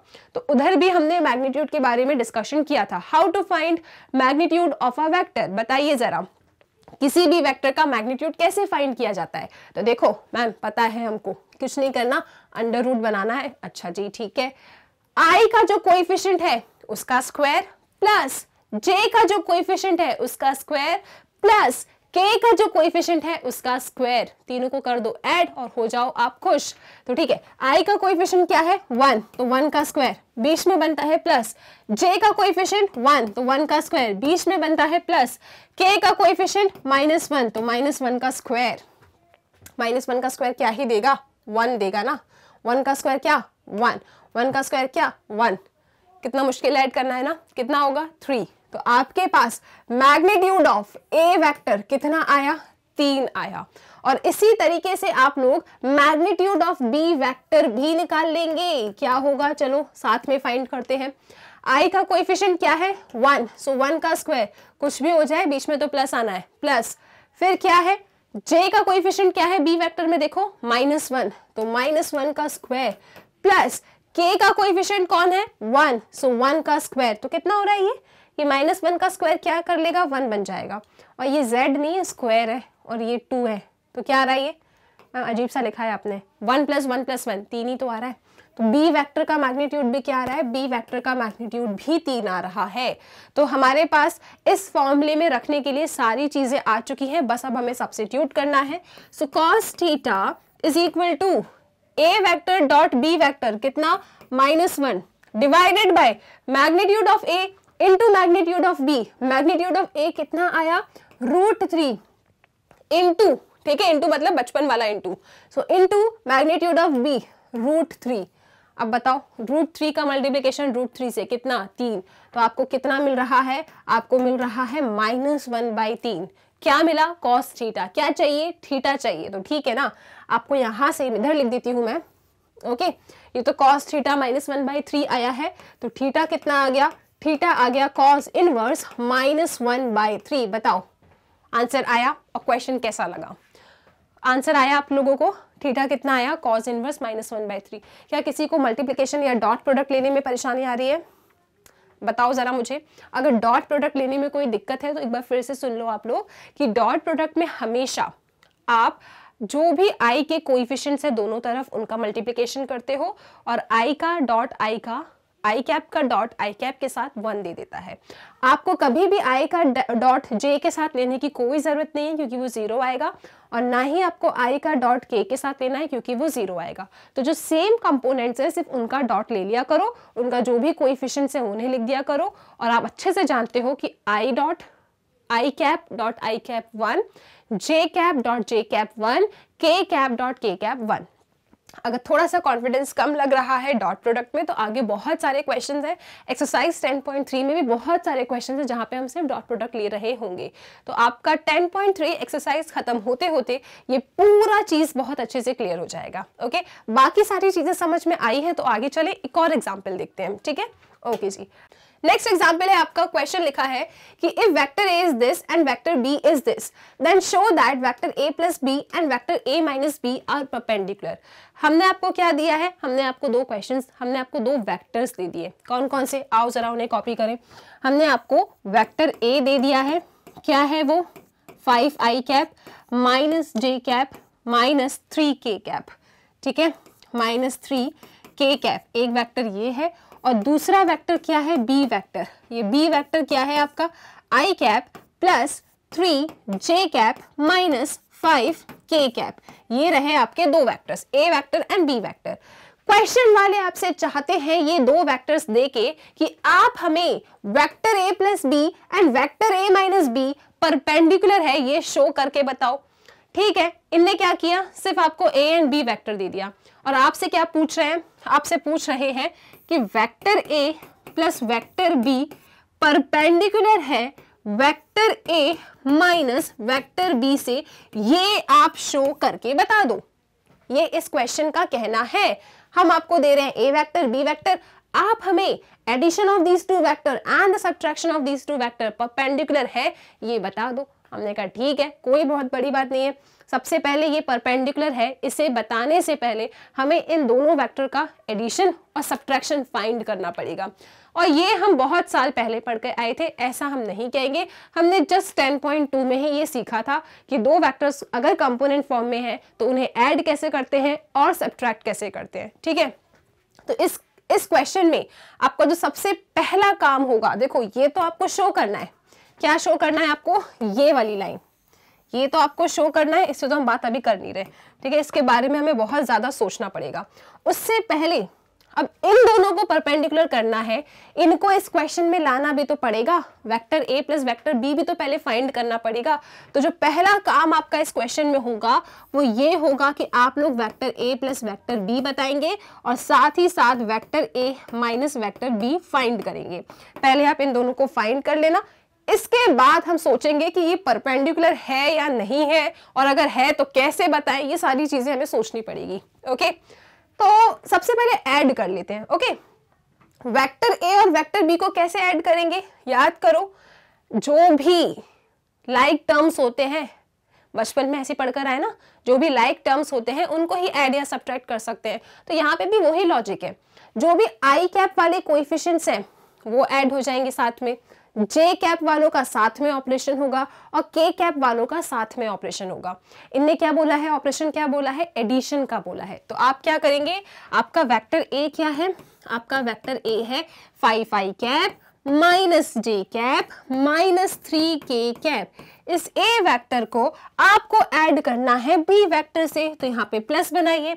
बी वेक्टर क्या है आपका I cap plus 3j cap minus 5k cap. ये इस तरीके से आपको ऐड करना है, A vector plus B vector. तो जब आप इसे ऐड करेंगे तो देखो आपको क्या मिलेगा, चेक करो, i वाले टर्म्स i से ऐड होंगे, तो 5 + 1 कितना 6i। ओके जी, -j + 3j कितना +2j, तो ये +2j कैप। उसके बाद -3k -5k कितना -8k कैप। तो इस तरीके से ऐड किया जाता है। i वाले टर्म्स i के साथ ऐड होंगे, जो भी ऑपरेशन लगा है वो ऑपरेशन होगा। j वाला टर्म j वाले के साथ ऐड होगा एंड k वाला टर्म k वाले के साथ ऐड होगा। ठीक है, ऐड करके आपको ये रिजल्ट मिला। तो जो फाइनल आंसर आया है मैं उसे यहाँ लिख देती हूँ। राइट, इससे पहले इन दोनों को क्या करना है, सब्ट्रैक्ट भी करना है ना, तो एक बार कॉपी कर ले। 5i cap -j cap -3k cap, फिर सब्ट्रैक्ट करना है दूसरी कहानी के लिए। तो दूसरी कहानी क्या है, vector a minus vector b, तो वेक्टर a लिखा minus vector b। Vector b क्या है, i cap plus 3j cap -5k cap, ये लिख दिया मैंने। अच्छा, इन दोनों का एडिशन ये आया है ना, तो इसको हटा के ये आंसर लिख दूं, है ना, एक ही तो बात है, सॉल्व कर दिया पूरा। इसको हटाओ, क्या आया है आउटकम, आउटकम आया है 6i cap plus 2j cap -8k cap. Okay जी, इसको हटाओ। अब इन दोनों को सब्ट्रैक्ट कर ले, एडिशन वाला तो आ चुका है, काम खत्म। सब्ट्रैक्शन में क्या होता है, सब्ट्रैक्शन में बहुत कुछ नया नहीं होता, जैसे एडिशन में होता है ना, वही काम सब्ट्रैक्शन में होता है। लाइक टर्म्स को ऐड करो, मतलब सॉरी, लाइक टर्म्स को सब्ट्रैक्ट करो। इसका सब्ट्रैक्शन इससे होगा, इसका इससे और इसका इससे। अब एक काम करो, ब्रैकेट ओपन करते हैं, इनके साइन बदल देते हैं, है ना। तो ये क्या बन जाएगा, माइनस, ठीक है, ये भी बन जाएगा माइनस और ये माइनस माइनस बन जाएगा प्लस। तो हमने ब्रैकेट ओपन करके इस वाले वेक्टर के साइन को चेंज कर दिया। अब आसानी से हम इनमें ऑपरेशन परफॉर्म कर सकते हैं। ओके, सो i वाला i के साथ, तो 5i माइनस i कितना 4i, तो यहां मिलता है 4i कैप -j -3j कितना -4j, सो -4j कैप। इधर आओ, -3k + 5k कितना +2k कैप। तो इन दोनों का सब्ट्रैक्शन आपके सामने क्या आया, ये आया। ठीक है, एक बार चेक कर ले, 5 - 1 4 -3 -4 -3 + 5 2। ठीक है, तो इनका जो सब्ट्रैक्शन का रिजल्ट है वो जो आया है मैं यहाँ लिख देती हूँ, कितना आया 4i cap -4j cap +2k cap. ठीक है जी, ये तो आ गया। अब मैम जो चीजें हमें चाहिए थी इस क्वेश्चन में, जो गिवन नहीं था, हमने वो फाइंड कर लिया। अब सवाल ये उठता है कि ये परपेंडिकुलर है, ये कैसे बताएं। तो सुनो, आप लोग पता है बहुत अच्छे से एक चीज जानते हो, क्या जानते हो, देखो ये जीरो वेक्टर नहीं है, ये भी जीरो वेक्टर नहीं है। ठीक है, आप एक कंडीशन जानते हो। अब हम कुछ स्लाइड्स पहले की जो हम पढ़कर आए हैं, अभी अभी जस्ट उसे रिकॉल कर रहे हैं। आप लोग ये जानते हो कि जब एक वेक्टर आपका जीरो वेक्टर नहीं है और दूसरा वेक्टर भी आपका जीरो वेक्टर नहीं है, मतलब a and b vector are two non zero vectors. ठीक है, और ये दो नॉन जीरो हैं और हम लोग जानते हैं कि a dot B cap Y B cap sorry a vector dot b vector का फॉर्मूला क्या होता है, magnitude of a magnitude of b cos theta. सही बात है, ये थीटा क्या है, थीटा एंगल होता है इन दो वेक्टर्स के बीच में। हम ये जानते हैं, ये बेसिक फॉर्मूला है डॉट प्रोडक्ट का। और साथ ही साथ यहाँ पे हम एक ऐसा केस ले रहे हैं कि ये दोनों वेक्टर कैसे हैं, ये दोनों वेक्टर आपके नॉन जीरो वेक्टर हैं, मतलब वेक्टर ए भी जीरो वेक्टर नहीं है, वेक्टर बी भी जीरो वेक्टर नहीं है, ये दोनों नॉन जीरो हैं। ठीक है, मतलब इनका मैग्नीट्यूड कुछ ना कुछ तो आएगा, राइट। अगर ये जीरो वेक्टर नहीं है तो 100% इसका कुछ ना कुछ मैग्नीट्यूड आएगा। जी हाँ, बिल्कुल आएगा। तो यार ये समझ में नहीं आ रहा, ऐसा हो जाता है ना, ये दो नॉन जीरो हैं, इनका मैग्नीट्यूड कुछ आएगा, लेकिन उसके बाद भी इन दोनों का डॉट प्रोडक्ट जीरो आ जाता है। हमने ये केस 3 या केस 4 ऑब्जर्वेशन में पढ़ा है जस्ट अभी कुछ स्लाइड्स पहले, राइट। हमने क्या देखा कि यार हम दो नॉन जीरो वेक्टर ले रहे हैं। अब ये दो नॉन जीरो वेक्टर है, मतलब इनका कुछ ना कुछ मैग्नीट्यूड तो होगा, यहाँ पे कुछ ना कुछ वैल्यू तो आएगी, लेकिन स्टिल कभी कभी ऐसा हो जाता है कि इन दो नॉन जीरो का नॉन जीरो वेक्टर का जो डॉट प्रोडक्ट है ना वो जीरो आ जाता है। तो ये करिश्मा कैसे होता है, ये आपके दिमाग में डाउट आ रहा होगा। आप कहोगे मैम डाउट नहीं आ रहा, हमने अभी पढ़ा है। क्या पढ़ा है फिर मुझे बताओ। देखो सुनो, ए एंड बी तो नॉन जीरो है, मतलब इनके मैग्नीट्यूड तो कुछ आएंगे, है ना। और आप जो चिंता में हो वो इस चिंता में हो कि ये जीरो कैसे आ गया, राइट। तो सुनो मैम, आपके A vector dot B vector, ठीक है, नॉन जीरो है, तो magnitude of A magnitude of B तो आएगा, ठीक है। लेकिन आपको परेशानी क्या हो रही है कि ये जीरो आ रहा है कभी कभी आंसर। वो कभी कभी कब आ जाता है, राइट, वो कंडीशन क्या है कि ये जीरो हो जाता है। तो देखो इन दोनों पे तो कोई कंडीशन नहीं लग सकती, ठीक है, इनके वजह से तो ये जीरो नहीं आ रहा। तो जीरो आने का जो एक कारण हो सकता है वो ये थीटा हो सकता है जो चुपके से यहाँ बैठा हुआ है, राइट। अब नॉन जीरो मतलब ये तो जीरो होंगे नहीं मैग्नीट्यूड में, ये थीटा ही है वो जिसके वजह से ये पूरा जीरो रहा होगा। तो आपको एक ऐसा थीटा सोचना है जिसका कॉस जीरो हो जाता है। तो वो क्या है, वो थीटा आपका 90 है। मतलब अगर मैंने कॉस 90 ले लिया तो ये चाहे कितने भी नॉन जीरो वेक्टर क्यों ना हो, कॉस 90 होता है जीरो, राइट। कॉस 90 क्या होता है, जीरो होता है।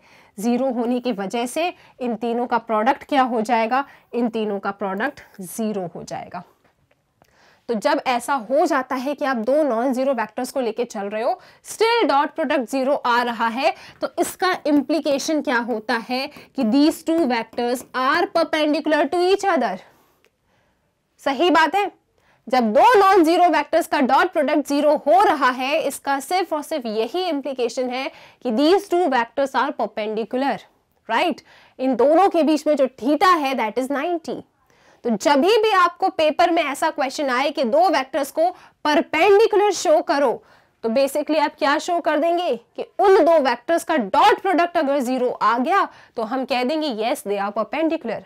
तो इस क्वेश्चन में इन्हें हमसे पूछा था कि आप हमें बताइए कि vector A plus vector B is perpendicular to vector A minus vector B. तो आपका क्या सपना होगा इस क्वेश्चन में, आपका सपना होगा कि हम इन दोनों का डॉट प्रोडक्ट अगर जीरो लेके आ गए, राइट, तो ये दोनों क्या हो जाएंगे, परपेंडिकुलर हो जाएंगे। तो अब हम उसी काम पे निकलते हैं। अब हम इन दोनों का डॉट प्रोडक्ट लेते हैं, ठीक है। सपना क्या है, जीरो आ जाए, जीरो आ जाएगा तो ये परपेंडिकुलर हो जाएगा। आई होप ये कहानी आप जिंदगी में कभी नहीं भूलेंगे और आप इस पे बेस्ड सारे क्वेश्चंस कर लेंगे। अब सुनो, मेरा ना एक मन कर रहा है आप लोगों का नॉलेज चेक करने का और एक होमवर्क देने का। और उस होमवर्क को आपको कहाँ करना है, कमेंट सेक्शन में करना है। कमेंट सेक्शन में आप उसका आंसर देंगे मुझे। पूछ लो क्या क्वेश्चन, चलो पूछ लेती हूँ, उसके बाद हम इस क्वेश्चन के साथ आगे चलेंगे, ठीक है, राइट। तो मैं आपसे ये क्वेश्चन पूछ रही हूँ कि इफ, आंसर देना है आप लोगों को, ठीक है। इससे हटके आओ यहाँ पे पूछती हूँ। इफ, ये कैसा इफ लिखा है, if either vector A is a zero vector और vector B is a zero vector, तो आपका क्या विचार है इनके थीटा के बारे में और इन दोनों के डॉट प्रोडक्ट के बारे में। इसका आंसर मुझे चाहिए, ठीक है। ऐसा नहीं पढ़ाया नहीं है, बताया है मैंने आपको, ठीक है। इसका आंसर मुझे चाहिए कि अगर या तो vector A vector B zero vector है या फिर इन दोनों में से कोई एक जीरो वेक्टर है, तो इन दो वेक्टर के बीच में आपका थीटा क्या होगा ये बताना है और इन दोनों वेक्टर्स का डॉट प्रोडक्ट क्या होगा आपको ये बताना है, ठीक है। ये आपका होमवर्क है, कमेंट सेक्शन में मुझे आंसर चाहिए, राइट। बता पाओगे, बिल्कुल बता देंगे मैम, ठीक है जी। ये होमवर्क करके रखना, आगे आ जाओ इस क्वेश्चन पे। अब इस क्वेश्चन में हम पूरी कहानी को सुन चुके हैं, हमें पता है कि इसको परपेंडिकुलर बताना है। मतलब अब हमारा जो काम है, जो हमारा सपना है, क्या, इनका डॉट प्रोडक्ट को जीरो बताना। अगर जीरो आ गया मतलब परपेंडिकुलर है। तो आप यहाँ पे क्या करेंगे, A vector plus B vector dot, ये डॉट दिखना चाहिए, ठीक है, dot A vector minus B vector, ये निकालने चले हो। So vector A plus vector B क्या है, लिखो जरा इसे, 6i cap plus 2j cap minus 8k cap, okay, dot B vector, मतलब A vector minus B vector कितना है, लिखो जरा, 4i cap minus 4j cap plus 2k cap. चलो फिंगर क्रॉस और सोचो और खुश हो जाना अगर 0 आ जाए तो, ठीक है। अगर 0 आ गया तभी परपेंडिकुलर बता पाओगे। कैसे लेते हैं डॉट प्रोडक्ट, अभी फिर से एक और मौका है सीखने का। दो वेक्टर्स कंपोनेंट फॉर्म में हैं, डॉट प्रोडक्ट लेना है तो जो सेम वाले वेक्टर्स होते हैं ना, सेम यूनिट कैप वाले, उनका डॉट लिया जाता है, ठीक है। मतलब 6i डॉट 4i तो कितना होगा 24 and i dot i 1, 24 into 1 24, काम खत्म। j को पकड़ो 2j माइनस 4j कितना 8 और j डॉट j 1, ये -8, ठीक है। इनके साइन से तो खेल लेना आप लोग। फिर minus plus minus 8 2 16, k cap dot k cap 1 तो इतना आया, ठीक है। ये क्या हो गया, अरे खुश हो जाओ, 0 आ गया। क्या 0 आ गया, 0 आ गया है a vector plus b vector का dot a vector minus b vector से, ये 0 आ गया है। तो दिस थिंग इम्प्लाइज क्या, ये इम्प्लाई करता है आपको कि vector a plus vector b is perpendicular to vector a minus vector b। काम खत्म। क्वेश्चन आया समझ में, ठीक है। आई होप आप सारी चीजें इस क्वेश्चन में समझ चुके हो। किस तरीके से आपको किसी भी वेक्टर को परपेंडिकुलर शो करने के लिए आ जाए तो कुछ नहीं करना, आपको बस उनका डॉट प्रोडक्ट को 0 बता देना है। अगर 0 आ जाता है तो वो वेक्टर्स कैसे होंगे, परपेंडिकुलर होंगे। आई होप आपने इस क्वेश्चन को एंजॉय किया है। आगे चलते हैं, कुछ और एग्जाम्पल्स देखते हैं, ठीक है। अच्छा, ये होमवर्क फिर से देख लो एक बार, इस होमवर्क का आंसर चाहिए, राइट। अगर आपका एक वेक्टर 0 वेक्टर है और हो सकता है बी वेक्टर भी 0 वेक्टर हो, या इनमें से कोई एक भी वेक्टर 0 वेक्टर है, तो थीटा क्या होगा, थीटा तो एंगल होता है ना ए वेक्टर एंड बी वेक्टर के बीच में, तो आपको बताना है इस केस में इन दोनों के बीच का जो थीटा है ना वो क्या होगा और इन दोनों का डॉट प्रोडक्ट क्या होगा। ये आपका होमवर्क है, आप मुझे बिल्कुल कॉमेंट सेक्शन में इसका आंसर देंगे, ठीक है। और ये क्वेश्चन आई होप आप समझ चुके हैं। एक और एग्जाम्पल चाहते हैं आप लोग, तो चलो कुछ और एग्जाम्पल से बात करते हैं अपन। See, find magnitude of vector a minus vector b, ठीक है। If two vectors a vector and b vector are such that कि magnitude of a vector is 2, magnitude of b vector is 3 and vector a dot vector b is equal to 4। Ma'am बहुत कुछ दिया है इन लोगों ने तो, हाँ ऐसे ही लग रहा है।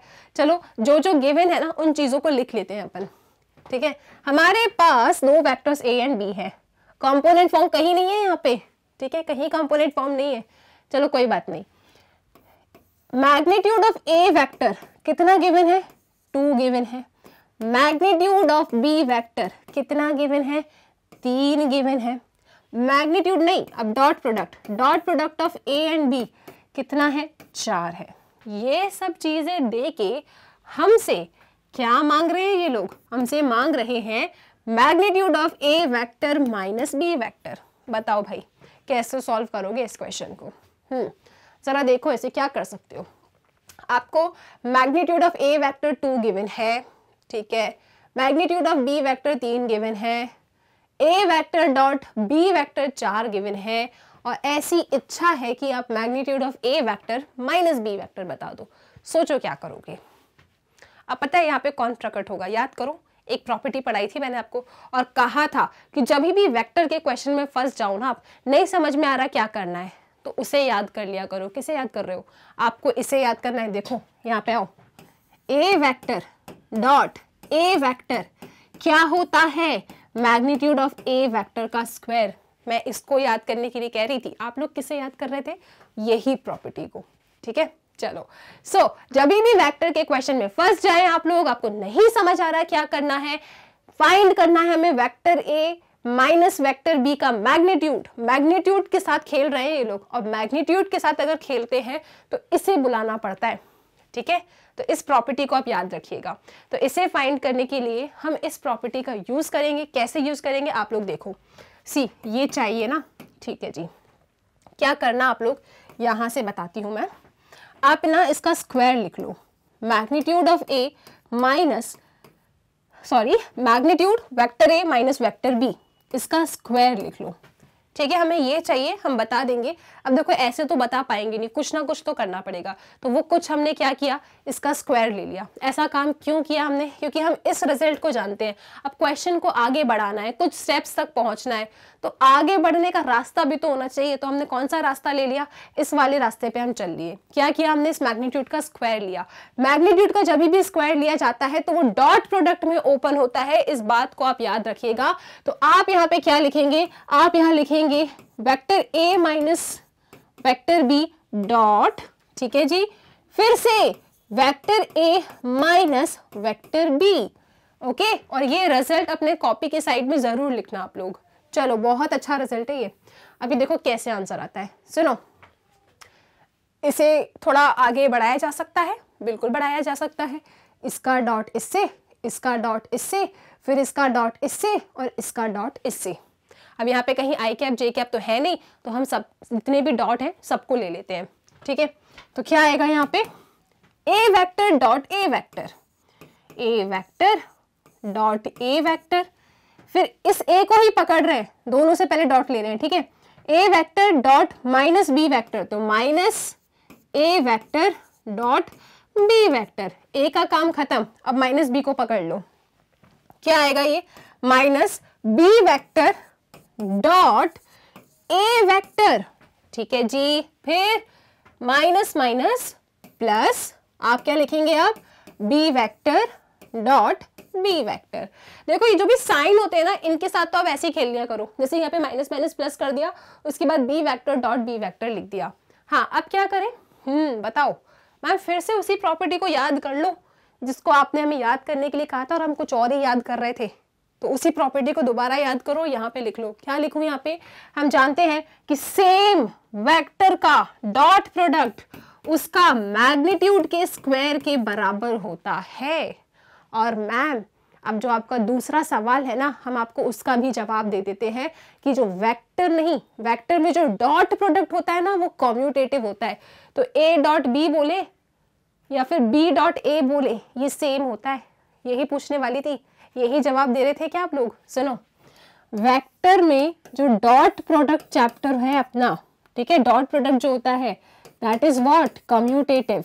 तो मैं B vector dot A vector निकालूं या A vector dot B vector निकालूं, एक ही बात होती है। तो जब एक बात है तो चलो कर लेते हैं उस बात को। अपन क्या करें, इसे घुमा के लिख दो। तो क्या आएगा ये आएगा vector A dot vector B minus, ठीक है जी। तो क्या आएगा, vector A dot vector B plus, यहाँ पे कौन सी प्रॉपर्टी मैम, वही प्रॉपर्टी। सेम वेक्टर का डॉट जब लिया जाता है तो उसके मैग्नीट्यूड के स्क्वायर के बराबर होता है। तो यहाँ पे भी वही काम कर दो आप, ठीक है। अब इतने स्टेप में अगर किसी को भी दुख है, तकलीफ है, परेशानी है तो कहो, कोई तकलीफ नहीं है, ठीक है। सारी प्रॉपर्टीज समझ में आती जा रही है। ऐसे क्वेश्चन में जब फंस जाओ, नहीं समझ में आ रहा क्या करना है, तो स्क्वायर करके ये इस तरीके की प्रॉपर्टी लगा दिया करो। क्या कि ए वेक्टर डॉट ए वेक्टर क्या होता है, मैग्नीट्यूड ऑफ ए वेक्टर का स्क्वायर। यहाँ पे मैग्नीट्यूड का स्क्वायर किया तो दिस डॉट दिस, और फिर हमें कुछ स्टेप्स मिल गई आगे चलने के लिए। वेक्टर में जो डॉट प्रोडक्ट होता है वो कम्यूटेटिव होता है। ये ऐसा था तो इसे मैंने घुमा के लिख दिया, ओके। अब ये दोनों सेम है, माइनस माइनस, तो माइनस 2a डॉट बी लिख सकती हूँ, ठीक है। तो इसे लिखेंगे हम मैग्नीट्यूड ऑफ वेक्टर ए का square minus 2a dot B plus magnitude of B vector का स्क्वायर। बताओ कोई परेशानी मैम? अभी तक तो कोई परेशानी नहीं है, ठीक है, अब होगी भी नहीं। सुनो, मैग्नीट्यूड ऑफ ए कितना है, 2। यहाँ पे क्या है, मैग्नीट्यूड ऑफ ए का स्क्वायर, तो 2 का स्क्वायर क्या होता है, 4 होता है। ए डॉट बी कितना है, 4, 4 इंटू 2 8, तो this is -8, okay. This is plus magnitude of B vector कितना गिवन है, 3। यहाँ पे क्या लगा है, स्क्वायर, तो 3 का स्क्वायर मतलब कि 9, राइट। कितना आ रहा है ये आ रहा है 4 - 8 -4, 9 - 4 5। तो आपके पास इसका आंसर कितना, 5 आ रहा है। चलो चेक करते हैं, दिस इज 5 और यहाँ पे क्या है, A vector minus B vector magnitude का स्क्वायर। एक बार चेक कर लो, 4 - 8 -4 -4 प्लस 9 5। तो ये क्या है, magnitude of vector A minus vector B का स्क्वायर। लेकिन क्वेश्चन ने हमसे स्क्वायर नहीं पूछा, क्वेश्चन ने हमसे क्या पूछा है, क्वेश्चन ने हमसे ये पूछा है, magnitude of vector A minus vector B. इस स्क्वायर को हटाना पड़ेगा, हाँ जी, तो यहाँ पे क्या प्लस माइनस रूट 5 आएगा या प्लस रूट 5 आएगा? इसका जवाब दे दो मुझे। ये स्क्वायर यहाँ से हटा तो यहाँ पे रूट 5 आया। अब ये जो रूट 5 आया है प्लस माइनस में आएगा या प्लस में आएगा या माइनस में आएगा? डेफिनेटली मैम प्लस में आएगा, मैग्नीट्यूड पॉजिटिव होता है, ठीक है। तो प्लस रूट 5 इस क्वेश्चन का आंसर है। आई होप ये क्वेश्चन क्लियर है। अगर ये क्वेश्चन क्लियर है तो आप इसमें समझ चुके हैं कि ये जो महा इंपॉर्टेंट प्रॉपर्टी थी इसका यूज क्या है, ठीक है। जब सेम वेक्टर का डॉट प्रोडक्ट लिया जाता है, so this is magnitude of that vector का स्क्वायर, ठीक है। आई होप ये क्वेश्चन क्लियर है। चलो आगे अपने नेक्स्ट क्वेश्चन की तरफ आ जाओ। ओके, सो नेक्स्ट एग्जांपल देखिए आप लोग। If a is a unit vector and x minus a, दोनों पे वेक्टर है, ठीक है। Vector x minus vector a dot vector x plus vector a is equal to 8, then find magnitude of x vector, ठीक है जी। तो क्या क्या कहा है इन लोगों ने हमसे कि a वेक्टर जो है ना वो यूनिट वेक्टर है। इससे आप क्या समझे मैम? इससे हम ये समझ गए, क्वेश्चन ने हमसे ये बोला है सबसे पहली बात कि ए वेक्टर क्या है? यूनिट वेक्टर है, और हम जानते हैं यूनिट वेक्टर का मैग्नीट्यूड 1 होता है। तो इस लाइन का मतलब ये था मैथमेटिकली जो मैंने आपको लिख के बताया, ठीक है।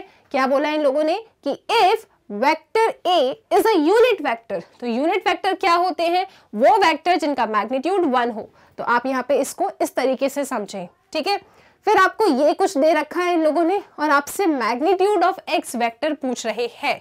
बहुत आसान है। देखो अब ये जो कंडीशन इन्हें हमसे दी है ना, हम इसी कंडीशन से बात करेंगे। ओके, तो चलो कंडीशन से बात करें। सो this is x vector minus A vector dot क्या एक्स वेक्टर प्लस ए वेक्टर कितना गिवन है? 8 गिवन है। चलो इसका डॉट प्रोडक्ट निकालते हैं अपन और उसके बाद हम वहां तक पहुंच ही जाएंगे, राइट। सुनो, तो सबसे पहले x को पकड़ो, इसका डॉट इन दोनों से ले लो, तो क्या आएगा? ये आएगा x vector dot x vector, okay. फिर इस x वेक्टर का डॉट प्लस a वेक्टर से लो, सो प्लस क्या लिखेंगे आप लोग? x vector dot a vector. यहां तक सब ठीक है। अब सुनो, अब इसका डॉट इससे लो, सो माइनस का साइन लगा दो, a vector dot x vector, so minus a vector dot x vector, ठीक है। अब माइनस प्लस क्या हो जाएगा? Minus a vector dot a vector, तो this will be vector a dot vector a, और ये रहा आपका 8। बताओ इस स्टेटमेंट में किसी को परेशानी? देखो जो भी साइन होते हैं ना उनको पहले लगा लिया करो समझ के कि प्लस माइनस क्या होगा, माइनस होता है, या माइनस माइनस प्लस होता है। तो साइन तो आप अपने हिसाब से बना लिया करो अपनी प्रीवियस नॉलेज से जो आप जानते हो। इसके बाद इनका वेक्टर का डॉट देखो कैसे लिया, vector x dot vector x। फिर देखो इसी x का डॉट मैंने इस a से लिया, तो x vector dot a vector. फिर ये माइनस था और इस माइनस a वेक्टर का डॉट इससे भी लेना है, इससे भी लेना है, तो माइनस प्लस माइनस हो जाएगा। फिर vector a dot vector x, उसके बाद माइनस प्लस माइनस हो जाएगा, vector a dot vector a ले लिया, ठीक है। अब वो ही अपनी प्यारी सी प्रॉपर्टीज कौन कौन सी? सबसे पहली तो ये वाली कि जब भी दो सेम वेक्टर का डॉट प्रोडक्ट लिया जाता है, so this is equal to their magnitude का स्क्वायर, ओके। और वेक्टर क्या होता है? वेक्टर में जो डॉट प्रोडक्ट होता है वो कम्यूटेटिव लॉ को होल्ड करता है। तो हम a डॉट बी वेक्टर बोले या b डॉट a वेक्टर बोले, दोनों एक ही बात होती है, ठीक है। तो यहाँ पे इन दोनों रिजल्ट का हम यूज करेंगे और देखो हमें क्या मिलता है। So vector x dot vector x same to same है, तो ये बनेगा x वेक्टर के मैग्नीट्यूड का स्क्वायर, ओके। यहाँ पे क्या होगा? कम्यूटेटिव लॉ होल्ड कर जाएगा। डॉट प्रोडक्ट में क्या होता है? कम्यूटेटिव लॉ होल्ड करता है। So vector a dot vector x को मैं vector x dot vector a लिख सकती हूँ, ठीक है। This is vector x dot vector a। अब यहाँ पे a डॉट x लिखूं या x डॉट a लिखूं, एक ही बात है, तो चलो एक ही बात कर लेते हैं अपन, राइट। दिस इज माइनस, यहाँ पे फिर से वो वाली प्रॉपर्टी लगेगी, तो ये क्या बनेगा? ऐसा बनेगा, और ये आपका 8 बन गया। ये क्या हो रहा है? प्लस माइनस जा रहे हैं, तो जाने दो इन्हें, ये दोनों कैंसिल आउट हो गए, ठीक है। तो आपके पास क्या बचा? आपके पास बचा मैग्नीट्यूड ऑफ एक्स वेक्टर का स्क्वायर, ये दोनों चले गए, ठीक है। यहाँ पे क्या है? Minus magnitude of A vector का स्क्वायर, और ये मैग्नीट्यूड ऑफ ए वेक्टर क्या है, 1 है। क्यों? क्योंकि ए वेक्टर हमें यूनिट वेक्टर कहा था, तो 1 का स्क्वायर मतलब 1 एंड दिस इज योर 8। ये -1 गया वहां पे, तो ये क्या बन गया +1 एंड 8 + 1 तो बच्चा बच्चा जानता है 9 होता है। हमें इस क्वेश्चन में क्या चाहिए था, हमें इस क्वेश्चन में x वेक्टर का मैग्नीट्यूड चाहिए था। हमारे पास क्या है, x वेक्टर का मैग्नीट्यूड का स्क्वायर है, तो अंडर रूट ले लो। ये स्क्वायर यहां से हटेगा तो यहाँ √9 बनेगा। मैम प्लस माइनस नहीं आएगा, क्यों? क्योंकि मैग्नीट्यूड तो हमेशा पॉजिटिव होती है, ठीक है। तो दिस विल बी +√9, और +√9 का क्या मतलब है, √9 क्या होता है, 3, तो +3। तो इस क्वेश्चन का आंसर क्या हो गया, इस क्वेश्चन का आंसर हो गया 3। आई होप ये क्वेश्चन क्लियर है। तो अब आपको समझ में आ रहा होगा कि 10.3 एक्सरसाइज में किस टाइप के क्वेश्चंस होने वाले हैं। तो वो सब कुछ हमने डिस्कस करने की कोशिश किया। अभी तक आपने क्या क्या सीख लिया, अभी तक आपने सिर्फ इतना सीखा कि जो डॉट प्रोडक्ट होता है उसका फॉर्मूला क्या है, और उस फॉर्मूले में जो थीटा आता है उस थीटा के हिसाब से हमने बहुत सारी ऑब्जर्वेशन सीख ली। हमने ये सीख लिया कि जब भी वेक्टर आपके कंपोनेंट फॉर्म में होता है तो उनका डॉट प्रोडक्ट कैसे लिया जाता है, ठीक है। दो वेक्टर्स को परपेंडिकुलर कैसे शो करते हैं, किसी वेक्टर का मैग्नीट्यूड फाइंड करने के लिए पूछ रहे हैं और वेक्टर का कंपोनेंट फॉर्म तो गिवन ही नहीं है, तो क्या करते हैं, इस प्रॉपर्टी का यूज कर लेते हैं, ठीक है। तो ये सारी बातें थी जो हमने अभी तक किया। अब एक नया टॉपिक आपके सामने आएगा, उस टॉपिक को भी जरा समझ लो, और टॉपिक का नाम है projection of a vector on a line. किसी वेक्टर का किसी लाइन पे या किसी दूसरे वेक्टर पे क्या प्रोजेक्शन होता है, इसके बारे में हमें डिस्कशन लेना है, ठीक है। तो देखो बहुत इजी टॉपिक है, इसे आप बिल्कुल भी टफ ना बनाएं। आपके पेपर में कैसा क्वेश्चन आता है मैं आपको वो बता दूंगी, जो फॉर्मूला है उसे आप याद कर लीजिए और आसानी से आप प्रोजेक्शन के क्वेश्चन कर लेंगे। बस नया नाम है तो ये मत सोचना कि ये टॉपिक डिफिकल्ट है, बहुत इजी टॉपिक है, ठीक है। अभी यहाँ जो कुछ भी लिखा है उस पर आप फोकस ना करें, आप सिर्फ और सिर्फ इस डायग्राम पे फोकस कीजिए, ठीक है। सुनो, हम क्या कर रहे हैं, हम बेसिकली इस ए वेक्टर का इस बी वेक्टर पे, या फिर मान लो यहाँ पे कोई लाइन एल थी, ठीक है, या फिर मैं तो बी वेक्टर ही बोल देती हूँ, वो ज्यादा अच्छा है। सुनो, एक वेक्टर ए है, इस वेक्टर ए का प्रोजेक्शन क्या होगा बी वेक्टर पे। सपोज यहां से कोई लाइट रेज आ रही है, ओके, कोई लाइट रेज आ रही है, तो आपसे बेसिकली ये पूछा जाता है कि suppose this is a vector ए जिसपे लाइट रेज गिर रही है, तो इस वेक्टर की, इस वेक्टर ए की इस वेक्टर बी पे कितनी शैडो बनेगी, उस शैडो की लेंथ क्या है, दैट इज द प्रोजेक्शन, ठीक है। इतनी सी बात समझ में आई आपको। क्वेश्चन कैसे पूछेंगे, projection of a vector A on vector B. ये मैं आपको जो सिखा रही हूं वो ये है, projection of A vector on B vector. मतलब अगर यहाँ पे कहीं लाइट रेज है जो परपेंडिकुलर है, तो इस ए वेक्टर का कितना प्रोजेक्शन आपके बी वेक्टर पे लाई कर रहा है, बस वो बता दो आप हमें। इतनी सी बातें आपसे पेपर में पूछी जाती हैं इस टॉपिक के ऊपर। तो उस प्रोजेक्शन को बताने के लिए हम क्या करते हैं, हम इस पॉइंट से एक परपेंडिकुलर ड्रॉ कर देते हैं, ठीक है। अब दिस इज ए वेक्टर, इसके डायरेक्शन में ये वेक्टर क्या है, ए वेक्टर। तो अगर मैं इसका मैग्नीट्यूड बोलूंगी तो क्या होगा, मैग्नीट्यूड ऑफ ए वेक्टर। अब projection of A on B का जो फॉर्मूला है ना, पहले हम उस फॉर्मूले को देख लेते हैं और फिर ये भी देख लेंगे कि वो फॉर्मूला आया कैसे, राइट। और आप लोगों के लिए सबसे ज्यादा इंपॉर्टेंट फॉर्मूला ही है इसमें। देखो वर्ड्स पे ध्यान देना, projection of vector A on vector B, ये होता है फॉर्मूला। क्या, फिर से लिखे क्या एक बार, देखो पेपर में आपसे ना क्वेश्चन पूछेंगे, दो वेक्टर दे देंगे आप लोगों को और कहेंगे कि जरा हमें projection of vector A on vector B बता दो, ठीक है। ये लाइन पढ़ लेना बस। तो इसका जो फॉर्मूला होता है दैट इज इन दोनों वेक्टर का डॉट प्रोडक्ट, क्या लेना है, दोनों का डॉट प्रोडक्ट लेना है, और जो ये ऑन वाला वेक्टर है ना, यहाँ पे जो ये सेकंड वेक्टर है, इस सेकंड वेक्टर के मैग्नीट्यूड से डिवाइड करना है। देखो ये तो फॉर्मूले की बात हो गई, अब ये फॉर्मूला कैसे आया मैं आपको वो भी बता दूंगी, लेकिन आप इस फॉर्मूले को याद रखो, राइट। क्या फॉर्मूला है, projection of vector A on vector B, इन दोनों वेक्टर का डॉट प्रोडक्ट, और जो ये सेकंड वाला है ना इसका मैग्नीट्यूड से डिवाइड, बस इतना याद रख लो, राइट। अभी कैसे आया सुनो, कैसे आया ये, सबसे पहले हमने डायग्राम देख लिया, हम ये बात कर रहे हैं कि इस ए वेक्टर का इस बी वेक्टर पे कितना प्रोजेक्शन होगा। तो यहां से लेके यहां तक प्रोजेक्शन हो रहा है, राइट। तो एक काम करो आप लोग, ये अगर ए वेक्टर है तो ये इसका मैग्नीट्यूड कहलाएगा, बिल्कुल कहलाएगा। फिजिक्स पढ़ के आए हैं हम छोटा सा, राइट। वहां पे आप लोगों ने कंपोनेंट फॉर्म पढ़ा था। यहाँ पे जहां पे भी एंगल होता है, ठीक है, वो इसका कॉस थीटा हो जाता है। और यहाँ वाले का जो आप लिखते हैं ना कंपोनेंट फॉर्म में, तो यहाँ क्या लिखते हैं आप, magnitude of A sine theta लिखते हैं। ये पढ़ा है ना कंपोनेंट फॉर्म, वही बस कंपोनेंट फॉर्म की हमने हेल्प लिया। और ये यहाँ से लेके यहाँ तक हमें कितना मिल रहा है, ये हमें मिल रहा है magnitude of A cos theta, ठीक है। Magnitude of A cos theta, ये इस प्रोजेक्शन का हमें आंसर मिल गया। अब हम जानते हैं ये कॉस थीटा तो हमारे इस फॉर्मूले में कहीं था नहीं, तो इस कॉस थीटा को गायब करना है। तो इस कॉस थीटा को गायब करेंगे हम इस बेसिक से फॉर्मूले से जो हम सबसे पहले सीख कर आए थे, ठीक है। यहाँ से कॉस थीटा की वैल्यू क्या होती है उसे सब्स्टिट्यूट कर देना, राइट।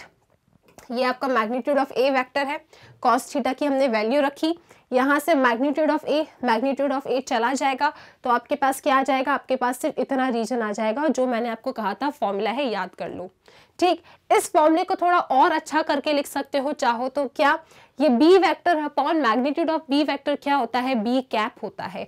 तो आप इसे क्या करें, आप इसे बी कैप लिख दें चाहे तो A vector dot B cap is a projection of A on B. और अगर बहुत अच्छे से हम कहें तो इन दोनों वेक्टर का डॉट प्रोडक्ट ले लेना और जो लास्ट वाला है उसके मैग्नीट्यूड से डिवाइड कर देना, ठीक है। तो आप लोगों को ये याद रख लेना चाहिए और ये स्टेटमेंट भी याद रख लेना चाहिए कि जब भी आपसे बोले कि find the projection of vector A on B vector, दोनों का डॉट सेकंड वाले के मॉड से, सेकंड वाले के मैग्नीट्यूड से डिवाइड कर दो, ठीक है। ये ओ ए कॉस थीटा कैसे आया, ये आप लोगों ने पढ़ा है ना कि जब भी आप इसे कंपोनेंट फॉर्म में लिखते हैं तो जहां पे थीटा होता है यहाँ पे इसका जो भी मैग्नीट्यूड है वो, और यहाँ कॉस थीटा लिखा जाता है। यहाँ पे क्या होता है उससे हमें मतलब नहीं, क्योंकि वो हमें चाहिए भी नहीं, right. So this is about the projection. और अगर इस वाले लॉजिक से ये चीज क्लियर ना हो तो आप लोग जानते हैं कॉस थीटा क्या होता है, बेस अपॉन हाइपोटेन्यूज, उससे भी निकालोगे तो भी आपको ये मिल जाएगा, ठीक है। उससे बताऊं क्या एक बार, तो सुनो। सपोज इस पॉइंट का नाम ए है, इसका नाम ओ है, इसका नाम एम है, राइट। हमें क्या चाहिए, हमें ओ एम चाहिए, क्योंकि हम समझ गए कि ओ एम क्या है, प्रोजेक्शन है। तो ओ एम कैसे मिलेगा उसके लिए सुनो, ये 90 था, राइट, हमने परपेंडिकुलर ड्रॉ किया, हम यहाँ पे कॉस थीटा ले रहे हैं। कॉस थीटा क्या होता है, बेस अपॉन हाइपोटेन्यूज। बेस क्या है, ओ एम, हाइपोटेन्यूज क्या है, मैग्नीट्यूड ऑफ ए वेक्टर। इसको यहाँ लेके आ जाओ तो ये बनेगा magnitude of A vector cos theta, और ये आ गया आपका ओ एम, ठीक है। तो ये तो डेरिवेशन की कहानी है, तो आप समझ गए होंगे ये ओ एम कैसे आया, इस तरीके से आ गया, राइट। चलो इसके साथ ही प्रोजेक्शन का हमने डेरिवेशन देख लिया, छोटा सा था, वो आपके लिए इतना इंपॉर्टेंट नहीं है। आपके लिए इंपॉर्टेंट क्या है, फॉर्मूला। अब आप चाह रहे होगे कि मैम एक क्वेश्चन करा दो इस पे, फॉर्मूला याद हो गया, पहले ये बताओ। तो आप कहोगे फॉर्मूले में याद करने जैसा है ही क्या, जैसा स्टेटमेंट हमसे पूछा गया है, projection of vector A on vector B, जो भी वेक्टर है उनका डॉट ले लो, सेकंड वाले के मैग्नीट्यूड से डिवाइड कर दो, ठीक है। चलो क्वेश्चन देखते हैं अपन, सीधे क्वेश्चन पे अटैक करो। क्वेश्चन है कि find the projection of vector A on the vector B, right. तो आप समझ जाइए, इस क्वेश्चन को अपनी लैंग्वेज में लिखो। प्रोजेक्शन ऑफ, क्या बोल रहे हैं ये लोग, vector A on vector B, क्या फॉर्मूला बनेगा, जो भी दो वेक्टर्स हैं, जो भी दो वेक्टर्स हैं इनके बीच का डॉट प्रोडक्ट, और जो ये ऑन वाला वेक्टर है सेकंड वाला, उसके मैग्नीट्यूड से डिवाइड कर दो, प्रोजेक्शन आ जाएगा। याद हो गया फॉर्मूला, निकाल लोगे। वेक्टर ए आपके पास है, वेक्टर बी भी आपके पास है। चलो एक एग्जाम्पल है तो मैं बता देती हूँ, उसके बाद तो आप लोग फाइंड करते रहेंगे, ठीक है। चलो तो सबसे पहले क्या चाहिए हमें, ए डॉट बी चाहिए।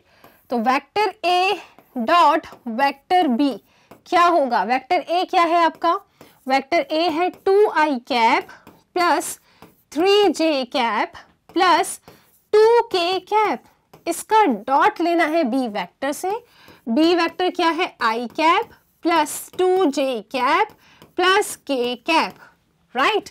डॉट प्रोडक्ट कैसे लेते हैं, सेम का मल्टीप्लिकेशन सेम वाले के साथ होता है, मतलब आई डॉट आई होगा, जे डॉट जे होगा, के डॉट के होगा। सो 2i डॉट आई कितना होगा, 2i cap dot I cap, and I cap dot I cap क्या होता है, 1 होता है। ठीक है, सो यहाँ पे याद रखिएगा, डॉट प्रोडक्ट फिर से सिखा रही हूँ, एक बार बहुत ध्यान से सुनो। इसका डॉट इससे लेंगे, आंसर आएगा 2, फिर बीच में प्लस 3j का डॉट 2j से लेंगे, सो 3 2 ज़ा 6, j cap dot j cap 1, 6 into 1 6, बीच में plus 2k cap dot k cap, तो क्या आएगा 2, यानी कि आपके पास vector a dot vector b कितना आ रहा है, 6 7 8 9 10, आपके पास इन दोनों का डॉट प्रोडक्ट 10 आ रहा है। डॉट प्रोडक्ट निकाल लिया, किसका मैग्नीट्यूड चाहिए आपको, सेकंड वाले वेक्टर का, मतलब बी वेक्टर का। सो बी वेक्टर का मैग्नीट्यूड कैसे निकालते हैं, अंडर रूट और आई जे एंड के कोएफिशिएंट्स के स्क्वायर का सम। आई का कोएफिशिएंट कौन है, 1, तो 1 का स्क्वायर, प्लस जे का कोएफिशिएंट कौन है, 2, सो 2 का स्क्वायर, प्लस के का कोएफिशिएंट कौन है, 1, तो 1 का स्क्वायर।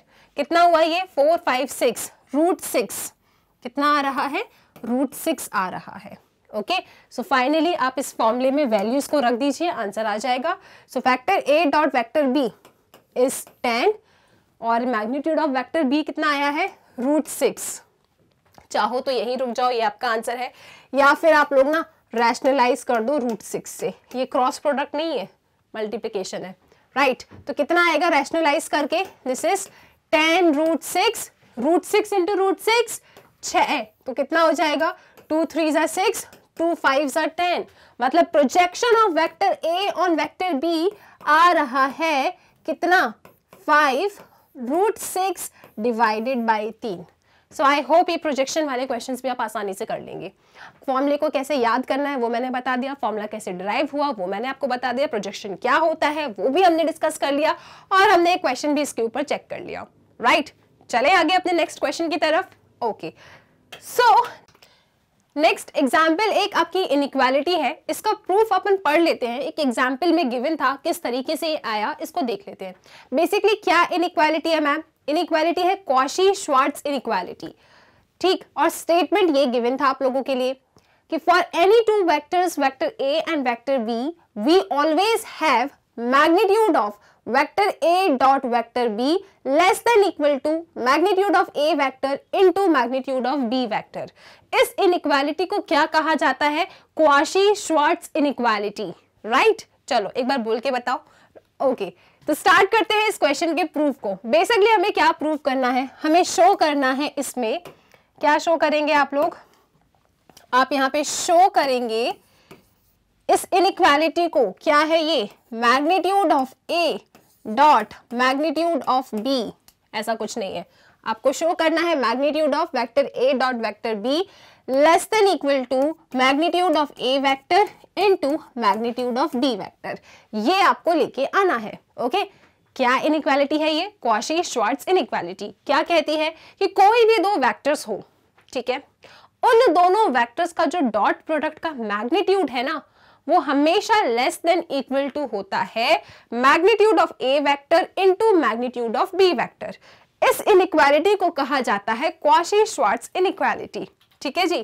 तो इसे हमें शो करना है, कैसे शो करने वाले हैं हम इसको, देखो इसमें पहले तो दो केस बनेंगे। पहला केस, क्योंकि इन्होंने बोला है फॉर एनी वेक्टर्स, मतलब हमें जीरो वेक्टर और नॉन जीरो वेक्टर दोनों ही केस लेके चलना है, ठीक है, इस क्वेश्चन में, क्योंकि इन लोगों ने क्या कहा है, फॉर एनी वेक्टर्स। तो सबसे पहले हम केस 1 ले रहे हैं, जहां पे हमारे वेक्टर जो है, इफ आइदर क्या, if either vector A is zero vector और vector B is zero vector, ठीक है, ये वाला केस लेके चल रहे हैं सबसे पहले अपन। अगर मान लीजिए आइदर, सबसे पहला केस क्या है, क्योंकि इन लोगों ने क्या बोला है, for any vector, her vector के लिए, किसी भी टाइप का वेक्टर हो, ये इनइक्वालिटी होल्ड होती है। तो हमने कहा चलो जीरो वेक्टर लेके देख लेते हैं। जीरो वेक्टर जब हमने लेके देखा, तो जब इसके लेफ्ट हैंड साइड में सब्स्टिट्यूट किया वेक्टर ए और वेक्टर बी की वैल्यू 0, तो हमें क्या मिला, zero vector dot zero vector, मतलब मैग्नीट्यूड ऑफ जीरो वेक्टर, और मैग्नीट्यूड ऑफ जीरो वेक्टर क्या होता है, 0 होता है। ये हमें किससे मिला? जब हमने अपने लेफ्ट हैंड साइड में ए वेक्टर और बी वेक्टर को 0 रखा तो हमें ये कितना मिल रहा है? हमें ये 0 मिल रहा है। इसके बाद हमने राइट हैंड साइड लिया। राइट हैंड साइड क्या कहता है कि magnitude of A vector magnitude of B vector.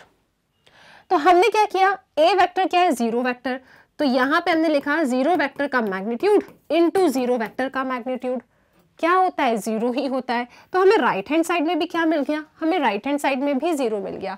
तो हमें यहाँ से क्या मिल गया? हमें यहाँ से ये मिला कि magnitude of A vector dot B vector is equal to magnitude of A vector into magnitude of B vector.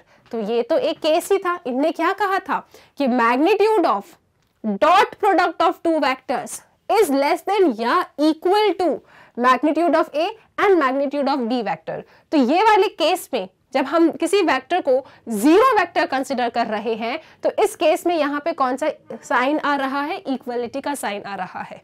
Okay, तो यहाँ पे क्या साइन आया? इक्वालिटी का साइन आया। मतलब ये जो थ्योरम है, ये जो स्टेटमेंट है, ये ट्रिवियली होल्ड करती है किसके लिए? जब आइदर इन दोनों में से कोई भी एक वेक्टर या दोनों वेक्टर कैसे हो? 0 वेक्टर हो। ठीक है, तो इस केस में ये ट्रिवियली ट्रू है, मतलब इसे ट्रू होना ही है। यहाँ पे इक्वालिटी वाली कंडीशन आ रही है। केस 1 आई होप आप समझ गए हैं। अब बारी है केस 2 की। तो केस 2 को हम नेक्स्ट पेज पे ही कर लेते हैं। सो केस 2 में हम क्या कर रहे हैं? नॉन जीरो वेक्टर्स ले रहे हैं। ठीक है, if vector A is not 0 vector and जो आपका वेक्टर बी है वो भी नॉन जीरो वेक्टर है। ओके, तब हमारी कंडीशन है, तब हम क्या लाना चाहते हैं? हम इसको प्रूव करना चाहते हैं। किसको? क्वाशी-श्वार्ट्ज इनइक्वालिटी को। ठीक है, so A vector dot B vector का magnitude is less than equal to magnitude of A magnitude of B vector. Okay, ये लेके आना है इस केस के लिए। तो क्या करें यार, इसको देख के ना आपको एक रिजल्ट याद आएगा। डॉट प्रोडक्ट की जो सबसे पहले हमने प्रॉपर्टी याद की थी, प्रॉपर्टी मतलब फॉर्मूला, क्या याद किया था आप लोगों ने? उस फॉर्मूले को जरा याद करो और फिर ही आप इसे प्रूव कर पाओगे। तो ठीक है मैम, हम समझ गए। आपने यहाँ पे डॉट प्रोडक्ट देखा इसीलिए आपको इसकी याद आ गई। क्या? A vector dot B vector क्या होता है? ये होता है magnitude of A magnitude of B और यहाँ पे आता है मैम कॉस थीटा। राइट, बिल्कुल ठीक है, क्योंकि देखो मुझे इस क्वेश्चन को प्रूव करना है। अब ये स्टेटमेंट लेके आना है। अब इसको लाने के लिए कुछ तो इसके जैसा होना चाहिए ना। तो इसके जैसा क्या था? ये फॉर्मूला। तो मैंने इस फॉर्मूले को बुला लिया। अब देखो जरा, इसको जो हमें प्रूव करना है, यहाँ पे क्या लगा है? मैग्नीट्यूड। तो हम यहाँ पे क्या करेंगे? हर तरफ left hand side and right hand side magnitude बना देंगे। ठीक है, मतलब मॉड बना देंगे। लो, बनाया। इसमें तो ऑलरेडी लगा हुआ है तो क्या ही मॉड बनाओगे? कॉस थीटा में लगा दो मॉड। ठीक है, तो this is mod cos theta. हमने दोनों तरफ मॉड कॉस थीटा मतलब सबके मैग्नीट्यूड ले लिए अकॉर्डिंग टू दिस, इसके जैसा बनाने के चक्कर में। ठीक है, अब क्या करें? अब सुनो, अब इसको ना नीचे ले जाओ। ठीक है, इसको यहाँ ले जाओ। तो क्या मिलेगा आपको? आपको मिलेगा magnitude of A vector dot B vector is equal to, ये दोनों नीचे आ गए, magnitude of A magnitude of B is equal to cos theta. अब जरा जोर से मुझे चिल्ला के बताओ कि कॉस थीटा की रेंज क्या होती है? -1 to 1। राइट, आप लोग जानते हैं, आप लोग क्या जानते हैं कि कॉस थीटा जो होता है वो -1 से 1 के बीच में ही घूमता है। ना इससे बड़ा ना इससे छोटा हो सकता है, -1 to 1 में ही रहता है। तो यहाँ पे कैसा कॉस थीटा है? मैग्नीट्यूड कॉस थीटा है, मतलब मॉड कॉस थीटा है। इसका मतलब ये कैसा रहेगा? पॉजिटिव रहेगा। पॉजिटिव रहेगा मतलब 1। तो ये जो मॉड कॉस थीटा है this will always be less than equal to 1। बताओ ये बात सच है या नहीं? कह दो ये बात सच है कि नहीं? बिल्कुल सच है। सी, कॉस थीटा की रेंज -1 to 1 रहती है। ठीक है, हमने बनाया है मॉड कॉस थीटा मतलब मैग्नीट्यूड, मॉड्यूलस कैसा होगा? पॉजिटिव। तो हम क्या करेंगे? This will be less than equal to 1। ठीक है, ये क्या होगा? लेस देन इक्वल टू आपका 1 होगा। अब क्या करें? इस मॉड कॉस थीटा की जगह पे ये रख दीजिए। आप लोग क्या रखेंगे? इसे रखेंगे। सो कितना आएगा? ये आएगा A vector dot B vector, ठीक है, divided by magnitude of A magnitude of B और यहाँ पे क्या? इसकी जगह पे क्या less than equal to 1, so this is less than equal to 1। अब ये जो नीचे बैठा है ये उधर चला जाएगा, 1 into something gives you something, और आपका समथिंग क्या है, आपका समथिंग ये है। तो चलो इस समथिंग को लेके चलते हैं, 1 में मल्टीप्लाई कर देते हैं। क्या मिला आपको, आपको मिला magnitude of A, magnitude of B, काम खत्म। देखो जरा, यही तो नहीं लेके आना था, यही तो नहीं है कॉची-श्वार्ट्ज इनइक्वालिटी, यही है। आई होप आपको केस 1 केस 2 दोनों अच्छे से क्लियर हो चुके हैं। ठीक है, इतना इजी था ये, आप इसे शायद पेपर में लीव कर देते हैं, लेकिन देखो एक बार अगर सुन लोगे, समझ लोगे, तो ये क्वेश्चन आसानी से बन जाते हैं। ओके, आप इसका स्टेटमेंट कम से कम याद जरूर रखना। प्रूफ कैसा है एक बार देख लो आप, इसे इजी है। आई होप आप इसे समझ गए होंगे। पहला केस हमने क्या किया, पहला केस हमने ट्रिवियल केस लिया, जहां पे दोनों वेक्टर को हमने जीरो वेक्टर कंसिडर किया। जीरो लिया, लेफ्ट हैंड साइड में रखा, राइट हैंड साइड में रखा, दोनों बराबर आ रहे थे, मतलब ये इसके बराबर है, और इधर ना लेस देन इक्वल टू का साइन है, तो ठीक है इक्वल टू आ रहा है, मतलब सही है। केस 2 में मैंने दोनों नॉन जीरो वेक्टर्स लिए, नॉन जीरो वेक्टर्स लिए, और उसके बाद मैंने क्या किया, ए डॉट बी वेक्टर का जो फॉर्मूला होता है उसे याद कर लिया। क्या होता है, vector A dot vector B, वो होता है magnitude of A into magnitude of B cos theta. दोनों तरफ मैग्नीट्यूड लिया, cos थीटा -1 से 1 होता है, मैग्नीट्यूड के अंदर है, मॉड के अंदर है, तो this will be less than equal to 1। ठीक है, इसकी जगह पे सिर्फ इस लेस देन इक्वल टू 1 को रखा, डिनोमिनेटर में जो भी था उसे यहाँ लेके आ गए, और ये प्रूव हो गया आपका कॉची-श्वार्ट्ज इनइक्वालिटी। और मुझे बताना मैंने कितनी बार कॉची-श्वार्ट्ज इनइक्वालिटी टर्म यूज कर दिया होगा इस वीडियो में। ठीक है, चलो आई होप ये क्लियर है। चले आगे नेक्स्ट क्वेश्चन की तरफ। एक और इनइक्वालिटी आपका वेट कर रही है, उसको भी जरा देखते हैं किस तरीके से शो करना है। चलो नेक्स्ट है आप लोगों के सामने ट्रायंगल इनइक्वालिटी। तो ये इनइक्वालिटी क्या कहती है कि for any two vectors A and B we always have magnitude of vector a plus vector b less than equal to magnitude of a vector plus magnitude of b vector। ये आपका triangle inequality है। तो इस inequality को एक बार आप लिख लो side में। क्या कह रही है ये इनइक्वालिटी कि magnitude of A, magnitude A vector plus B vector less than equal होता है ये किसके, magnitude of A vector plus magnitude of B vector. ठीक है, इसे हम ट्रायंगल इनइक्वालिटी कहते हैं। चलो, तो इसमें ट्रायंगल लॉ लगा होगा 100%। एक मैंने वेक्टर ए ऐसा दिया होगा, वेक्टर बी ऐसा दिया होगा, तो इनका सम ए प्लस बी से आया होगा। आप triangle law of vector addition जानते हो। ठीक है, तो उसी के ऊपर इसका नाम होगा ट्रायंगल इनइक्वालिटी। हमें तो अभी फिलहाल किससे मतलब है, इस इनइक्वालिटी को शो करने से। तो सबसे पहले देखो यहाँ पे भी ने क्या बोला है, फॉर एनी टू वेक्टर्स। अब यहाँ पे कोई रिस्ट्रिक्शन नहीं है कि जीरो वेक्टर पे लगता है या नहीं लगता है, तो हम यहाँ पे भी दो केस बना के चलेंगे। पहला केस हमारा होगा इसमें केस 1, जहां पे मैं if either, okay, if either मेरे वेक्टर ए जीरो वेक्टर है और मेरा वेक्टर बी जीरो वेक्टर है, या दोनों जीरो वेक्टर है। ठीक है, तो पहला केस मैं ये ले रही हूं। तो सबसे पहले जब भी फर्स्ट केस हमने ये वाला केस लिया है, जब हम वेक्टर को जीरो वेक्टर लेके चल रहे हैं, तो इस इनइक्वालिटी का हम LHS उठा लेते हैं left hand side. So left hand side में क्या है हमारे पास, magnitude of A vector plus B vector. Substitute तो करो जरा, क्या मिलेगा, magnitude of zero vector plus zero vector, कितना मिला, मैग्नीट्यूड ऑफ जीरो वेक्टर कितना होता है, 0। ठीक है, राइट हैंड साइड को उठाइए जरा। उसमें राइट हैंड साइड क्या है, यहाँ पे राइट हैंड साइड है मैग्नीट्यूड ऑफ ए, ठीक है, plus magnitude of B, magnitude of A vector हमने क्या लिया, जीरो वेक्टर, तो जीरो वेक्टर, ठीक है, ये ए वेक्टर लग रहा है मैम, ठीक है जी, zero vector plus magnitude of B, B भी क्या लिया, जीरो वेक्टर, क्या होगा, 0 प्लस 0 कितना होता है, 0। तो क्या हो रहा है, लेफ्ट हैंड साइड बराबर आ रहा है राइट हैंड साइड के, मतलब vector A plus vector B is equal to magnitude of A vector plus magnitude of B vector.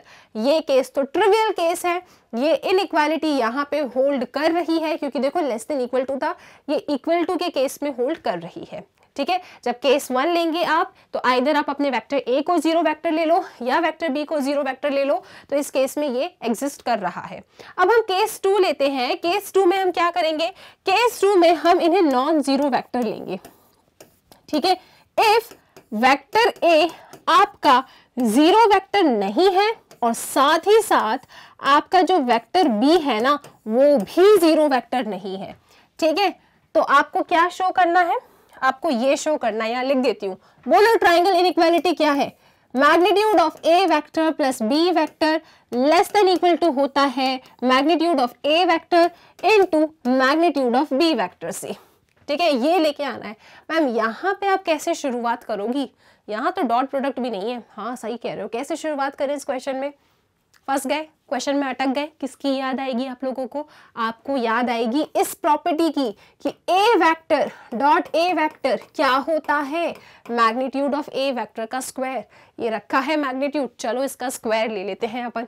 अच्छा ऐसे समझना होता है, जी हाँ ठीक है। तो हम यहाँ पे magnitude of A plus B vector का स्क्वायर ले रहे हैं और उस प्रॉपर्टी की हेल्प से मैं उसको dot product of this and this लिख रही हूं। ठीक है, चलो। So this is equal to magnitude of, sorry magnitude जा चुका है, A vector plus B vector dot A vector plus B vector. जरा समझो यहाँ तक किसी को परेशानी है क्या?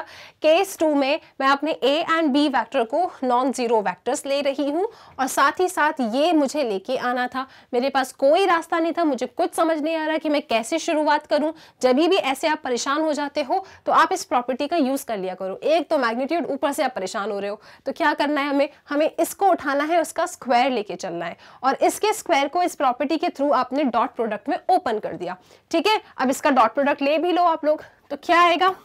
ए वेक्टर का डॉट ए वेक्टर से, so vector A dot vector A right plus vector A dot vector B, vector A dot vector B.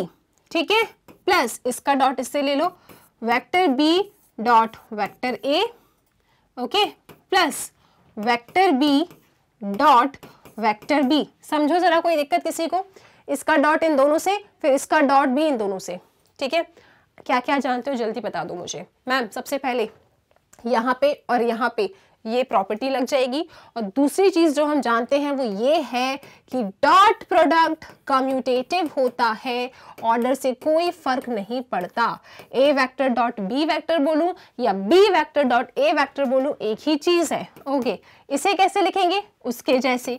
तो this is magnitude of A vector का स्क्वायर प्लस इसको A vector dot B vector लिख देंगे, दोनों same है तो 2 times of A vector dot B vector plus यहाँ क्या लिखोगे? मैग्नीट्यूड ऑफ बी वेक्टर का स्क्वायर। इसको जरा ध्यान से तो देखो क्या बन रहा है। अभी कुछ नहीं बन रहा। हाँ सही कह रहे हो, अभी कुछ नहीं बन रहा। सुनो एक काम करो, मॉड ले लो। किसमें? इसमें मॉड ले लो जरा। यहाँ पे तो सब ऑलरेडी मॉड में, बाकी सब जगह कहाँ लोगे? इसी में मॉड लोगे ना। आ जाओ। So this is magnitude of a square plus 2 magnitude of a dot b vector plus magnitude of b vector का square। मैंने क्या किया? फिर से मॉड ले लिया, जिसके पास नहीं था उसे मॉड दे दिया। अच्छा, इसको देख के किसकी याद आ रही है? Quasi-Schwarz inequality. फिर से नाम लिया मैंने। तो क्वाशी-श्वार्ट्ज इनइक्वालिटी जो है इसमें लगाई जाएगी। क्या कहती है क्वाशी-श्वार्ट्ज इनइक्वालिटी? वो कहती है कि जब भी दो वेक्टर का डॉट प्रोडक्ट का मैग्नीट्यूड आप ले लेते हैं, so this is less than equal to magnitude of A magnitude of B. यही होती है ना? हाँ बिल्कुल यही होती है। याद आया क्वाशी-श्वार्ट्ज इनइक्वालिटी? एक बार चेक कर लें क्या अपन? चलो देखो चेक कर लो। ठीक है, तो इसी क्वाशी-श्वार्ट्ज इनइक्वालिटी का मैंने यूज किया अपने इस क्वेश्चन में। मुझे ये दिख रहा है और मुझे लेस देन इक्वल टू बनाना है। अभी तक मेरा सिर्फ इक्वल टू चल रहा था, तो इसकी हेल्प से, उस क्वाशी-श्वार्ट्ज इनइक्वालिटी की हेल्प से मैं इसे क्या कर दूंगी? लेस देन इक्वल टू बना लूंगी। ठीक है, सो ये क्या हो जाएगा?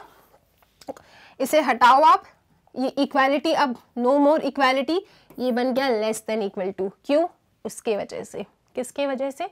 बिल्कुल सही जवाब। ठीक है, so this is magnitude of A vector का square plus 2 magnitude of a vector magnitude of b vector plus magnitude of b vector का स्क्वायर। यहाँ क्या चला आ रहा है? यहाँ चला आ रहा है magnitude of a plus b vector का स्क्वायर। अच्छा, अब क्या करें? सोचो जरा। ये ऐसा नहीं लग रहा कि a plus b का होल स्क्वायर है? Magnitude of A plus magnitude of B का होल स्क्वायर नहीं लग रहा आप लोगों को? चेक करो, magnitude of A square plus 2 magnitude of A magnitude of B plus magnitude of B square, हाँ लग रहा है, ठीक है। तो इसे आप कैसे लिख सकते हैं? इसे आप लिख सकते हैं this is less than equal to क्या, क्या बोलो, magnitude of A vector plus magnitude of B vector का स्क्वायर। कौन है ये? तो this is less than equal to this, दोनों तरफ स्क्वायर है, चले गए क्योंकि दोनों पॉजिटिव क्वांटिटी है, ठीक है। तो यहाँ पे क्या हुआ, फाइनली ये इसके लेस देन इक्वल टू है, ये इसके बराबर है, तो ये लेस देन इक्वल टू इसके है, ठीक है। So magnitude of A plus B vector का square less than equal to है किसके? Magnitude of A plus magnitude of B. जहां कहीं वेक्टर का साइन मुझसे छूट जाए तो प्लीज आप उसे जरूर बना लेना, राइट? वैसे तो मैंने पूरी कोशिश की है हर जगह लगाऊं मैं उसे, ठीक है। So this is less than equal to this, दोनों पॉजिटिव क्वांटिटी होने की वजह से आप आसानी से दोनों के स्क्वायर हटा सकते हो और अब आप बहुत अच्छे से खुश हो सकते हो क्योंकि हमें इसमें यही लेके आना था। अरे यहाँ पे प्लस बनाना था मुझे, यहाँ पे प्लस होगा, है ना? ट्राइंगल इनइक्वालिटी में वहां पे प्लस होगा, क्वेश्चन में क्या किया है? क्वेश्चन में प्लस ही तो है, ठीक है। वहां पे हम थोड़े भावनाओं में बह गए और हमने उसे मल्टीप्लिकेशन में कर दिया था। याद रखना ट्राइंगल इनइक्वालिटी में प्लस आता है, आपने बताया नहीं मुझे, ठीक है। चलो, तो ये आ गया आपके इस क्वेश्चन का answer. So this was our triangle inequality. बहुत सारी चीजों के साथ हमने खेला, ये जितनी भी छोटी छोटी प्रॉपर्टीज थी जो जो यूज हुआ वो मैंने यहाँ लिख दिया। आई होप आप कंफ्यूज नहीं हुए हैं। चाहो तो इसका स्क्रीनशॉट लो, फिर मैं इसे हटाती हूँ अच्छे से, ठीक है। चलो, यहाँ पे जो कुछ भी लिखा है वो प्रॉपर्टीज हैं जो मैंने यहाँ पे यूज किया था। सो ट्राइंगल इनइक्वालिटी हमने बहुत अच्छे से सीख लिया, एक क्वाशी-श्वार्ट्ज इनइक्वालिटी थी उसे भी सीख लिया। दोनों के रिजल्ट आप बिल्कुल याद रखें, डेरिवेशन आपने देखा बहुत ही इजी था। चलें आगे, ओके। अब पता है इस ट्राइंगल इनइक्वालिटी पे, अच्छा ये फोटो ले लिया, इसकी भी ले लो, समझ तो ऐसे गए हो आप लोग, ठीक है। चलो, अब ट्राइंगल इनइक्वालिटी के ऊपर एक ना रिजल्ट है और उस रिजल्ट के ऊपर आपको पेपर में क्वेश्चन भी आते हैं। वो क्वेश्चन है, देखो इनको बड़ा पसंद है ये कोलीनियर पॉइंट्स। जब आपको शो करना होता है तो आपके पास ट्राइंगल इनइक्वालिटी की हेल्प से आप कोलीनियर रिजल्ट शो कर सकते हो। तो उसमें देखो ट्राइंगल इनइक्वालिटी क्या थी कि magnitude of A plus B vector less than equal to हमारा आया था magnitude of A plus magnitude of B vector. अब अगर ये इनइक्वालिटी इक्वालिटी में बदल जाए, मतलब ये हटके यहां इज इक्वल टू आ जाए, अगर आप ऐसा बता देते हैं तब भी आप कह सकते हैं कि जो हमारे पॉइंट्स हैं दीज पॉइंट्स आर कोलीनियर। मतलब सपोज कीजिए आप लोग ये एक लाइन है, this is A point, this is B point और ये रहा सी पॉइंट, इन्हें आपको कोलीनियर बताना है। तो आप क्या करें, सपोज करो यहां से लेके यहां तक ए वेक्टर है, यहां से लेके यहां तक बी वेक्टर है, तो ए वेक्टर का मैग्नीट्यूड और बी वेक्टर का मैग्नीट्यूड का सम अगर आपको ये दे दे ए सी वेक्टर, राइट, तो ये क्या हो जाएगा, पॉइंट्स कैसे हो जाएंगे, कोलीनियर हो जाएंगे, ठीक है। So magnitude of A C vector अगर बराबर आ जाता है magnitude of A B vector plus magnitude of B C vector, मतलब कि magnitude of A plus B बराबर आ जाता है magnitude of A plus magnitude of B, तो आप शो कर देते हैं कि ये क्या है, कोलीनियर पॉइंट्स हैं। तो आप इसको भी याद रखना, हम क्वेश्चन में ये रिजल्ट भी यूज करेंगे, ठीक है। आई होप आपको ये रिजल्ट याद रहेगा कि ए सी वेक्टर का मैग्नीट्यूड इज इक्वल टू होता है ए बी वेक्टर का magnitude plus B C vector का मैग्नीट्यूड। देखो तीनों पॉइंट कोलीनियर है, राइट। चलो, सो ये रिजल्ट कहां से आया, ट्राइंगल इनइक्वालिटी के इक्वालिटी बनने से। चलो, तो यहाँ एक्सरसाइज 10.3 इस वीडियो के साथ होती है खत्म। जी हाँ, कंसेप्ट हमने पढ़ा है। नेक्स्ट वीडियो जो आएगा उसमें हम एक्सरसाइज 10.3 के सारे क्वेश्चंस को अटेम्प्ट करेंगे। सो इस वीडियो में हमने जो कुछ भी पढ़ा है, जैसे कि प्रोजेक्शन क्या होता है, डॉट प्रोडक्ट क्या है, ऑब्जर्वेशंस क्या है, दो वेक्टर्स को परपेंडिकुलर कैसे शो करते हैं, क्वाशी-श्वार्ट्ज इनइक्वालिटी, ट्रायंगल इनइक्वालिटी, ये सारी चीजें हम पढ़ चुके हैं। Okay, I really hope and really wish कि आपको इस वीडियो को देख के कुछ नया सीखने के लिए मिला होगा और आपने बहुत अच्छे से एंजॉय किया होगा। सो नेक्स्ट वीडियो में हम डेफिनेटली एक्सरसाइज 10.3 के क्वेश्चंस को सॉल्व करेंगे फुल मजे के साथ, क्योंकि कंसेप्ट तो हमें पता है। ओके, सो स्टूडेंट्स, आप लोगों की सुविधा के लिए मैग्नेट ब्रेन्स पे जितने भी कोर्स हैं, जो भी सब्जेक्ट है, जितने भी चैप्टर्स हैं, जिस भी बुक को हम पढ़ रहे हैं, वो सब कुछ एक प्रॉपर सीक्वेंस में अरेंज्ड है मैग्नेट ब्रेन्स की वेबसाइट पे और साथ ही साथ प्ले स्टोर पर अवेलेबल हमारी ऐप मैग्नेट ब्रेन्स पर। तो आप बहुत अच्छे से उन ऐप्स को और इस वेबसाइट को विजिट कर सकते हैं और आसानी से आपको जो भी पढ़ना है आप आसानी से देख सकते हो। जैसे कि जब आप गूगल पर magnetbrains.com सर्च करेंगे ना, तब आपके सामने किस टाइप का पेज ओपन होगा। आप क्लास 12th के स्टूडेंट्स हैं, आप जाएंगे यहाँ पे एक्सप्लोर टॉप कोर्सेज के सेक्शन में, क्लास 12th पे आप कर देंगे क्लिक। ओके, सो 12th क्लास में आपके जितने भी सब्जेक्ट हैं, जिस भी बुक को, जो कुछ भी पढ़ रहे हैं ना आप लोग, वो सब एक सीक्वेंस में, एक फॉर्मेट में अरेंज्ड है। सपोज आप क्लास 12th में मैथ्स सब्जेक्ट को पढ़ना चाहते हैं, वो भी वॉल्यूम 2 एनसीईआरटी, तो देखो आपको यहाँ एक सेक्शन मिलेगा, आपको इधर वॉच नाउ पे करना है क्लिक। ओके, जब आप क्लिक करेंगे तब आपके सामने किस टाइप का पेज ओपन होगा। यहाँ आप देखेंगे कि हम अपने वॉल्यूम 2 से जितने भी चैप्टर्स को फिनिश कर चुके हैं फ्रॉम द बुक एनसीईआरटी, वो सब एक सीक्वेंस में अरेंज्ड है।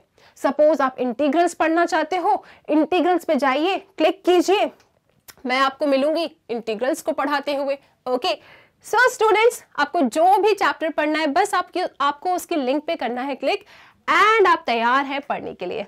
ओके, सो सब्सक्राइब कीजिए मैग्नेट ब्रेन्स को, एक 100% फ्री एजुकेशन प्लेटफॉर्म है। आपको अच्छा खासा क्वालिटी कंटेंट यहाँ पे मिल जाता है। वीडियो लेक्चर्स अगर पसंद आए तो लाइक जरूर कीजिएगा और अपने दोस्तों के साथ भी आप इन लेक्चर्स को शेयर करें, क्योंकि आप जानते हैं नॉलेज शेयर करने से ही बढ़ती है। So till then keep practicing and take care.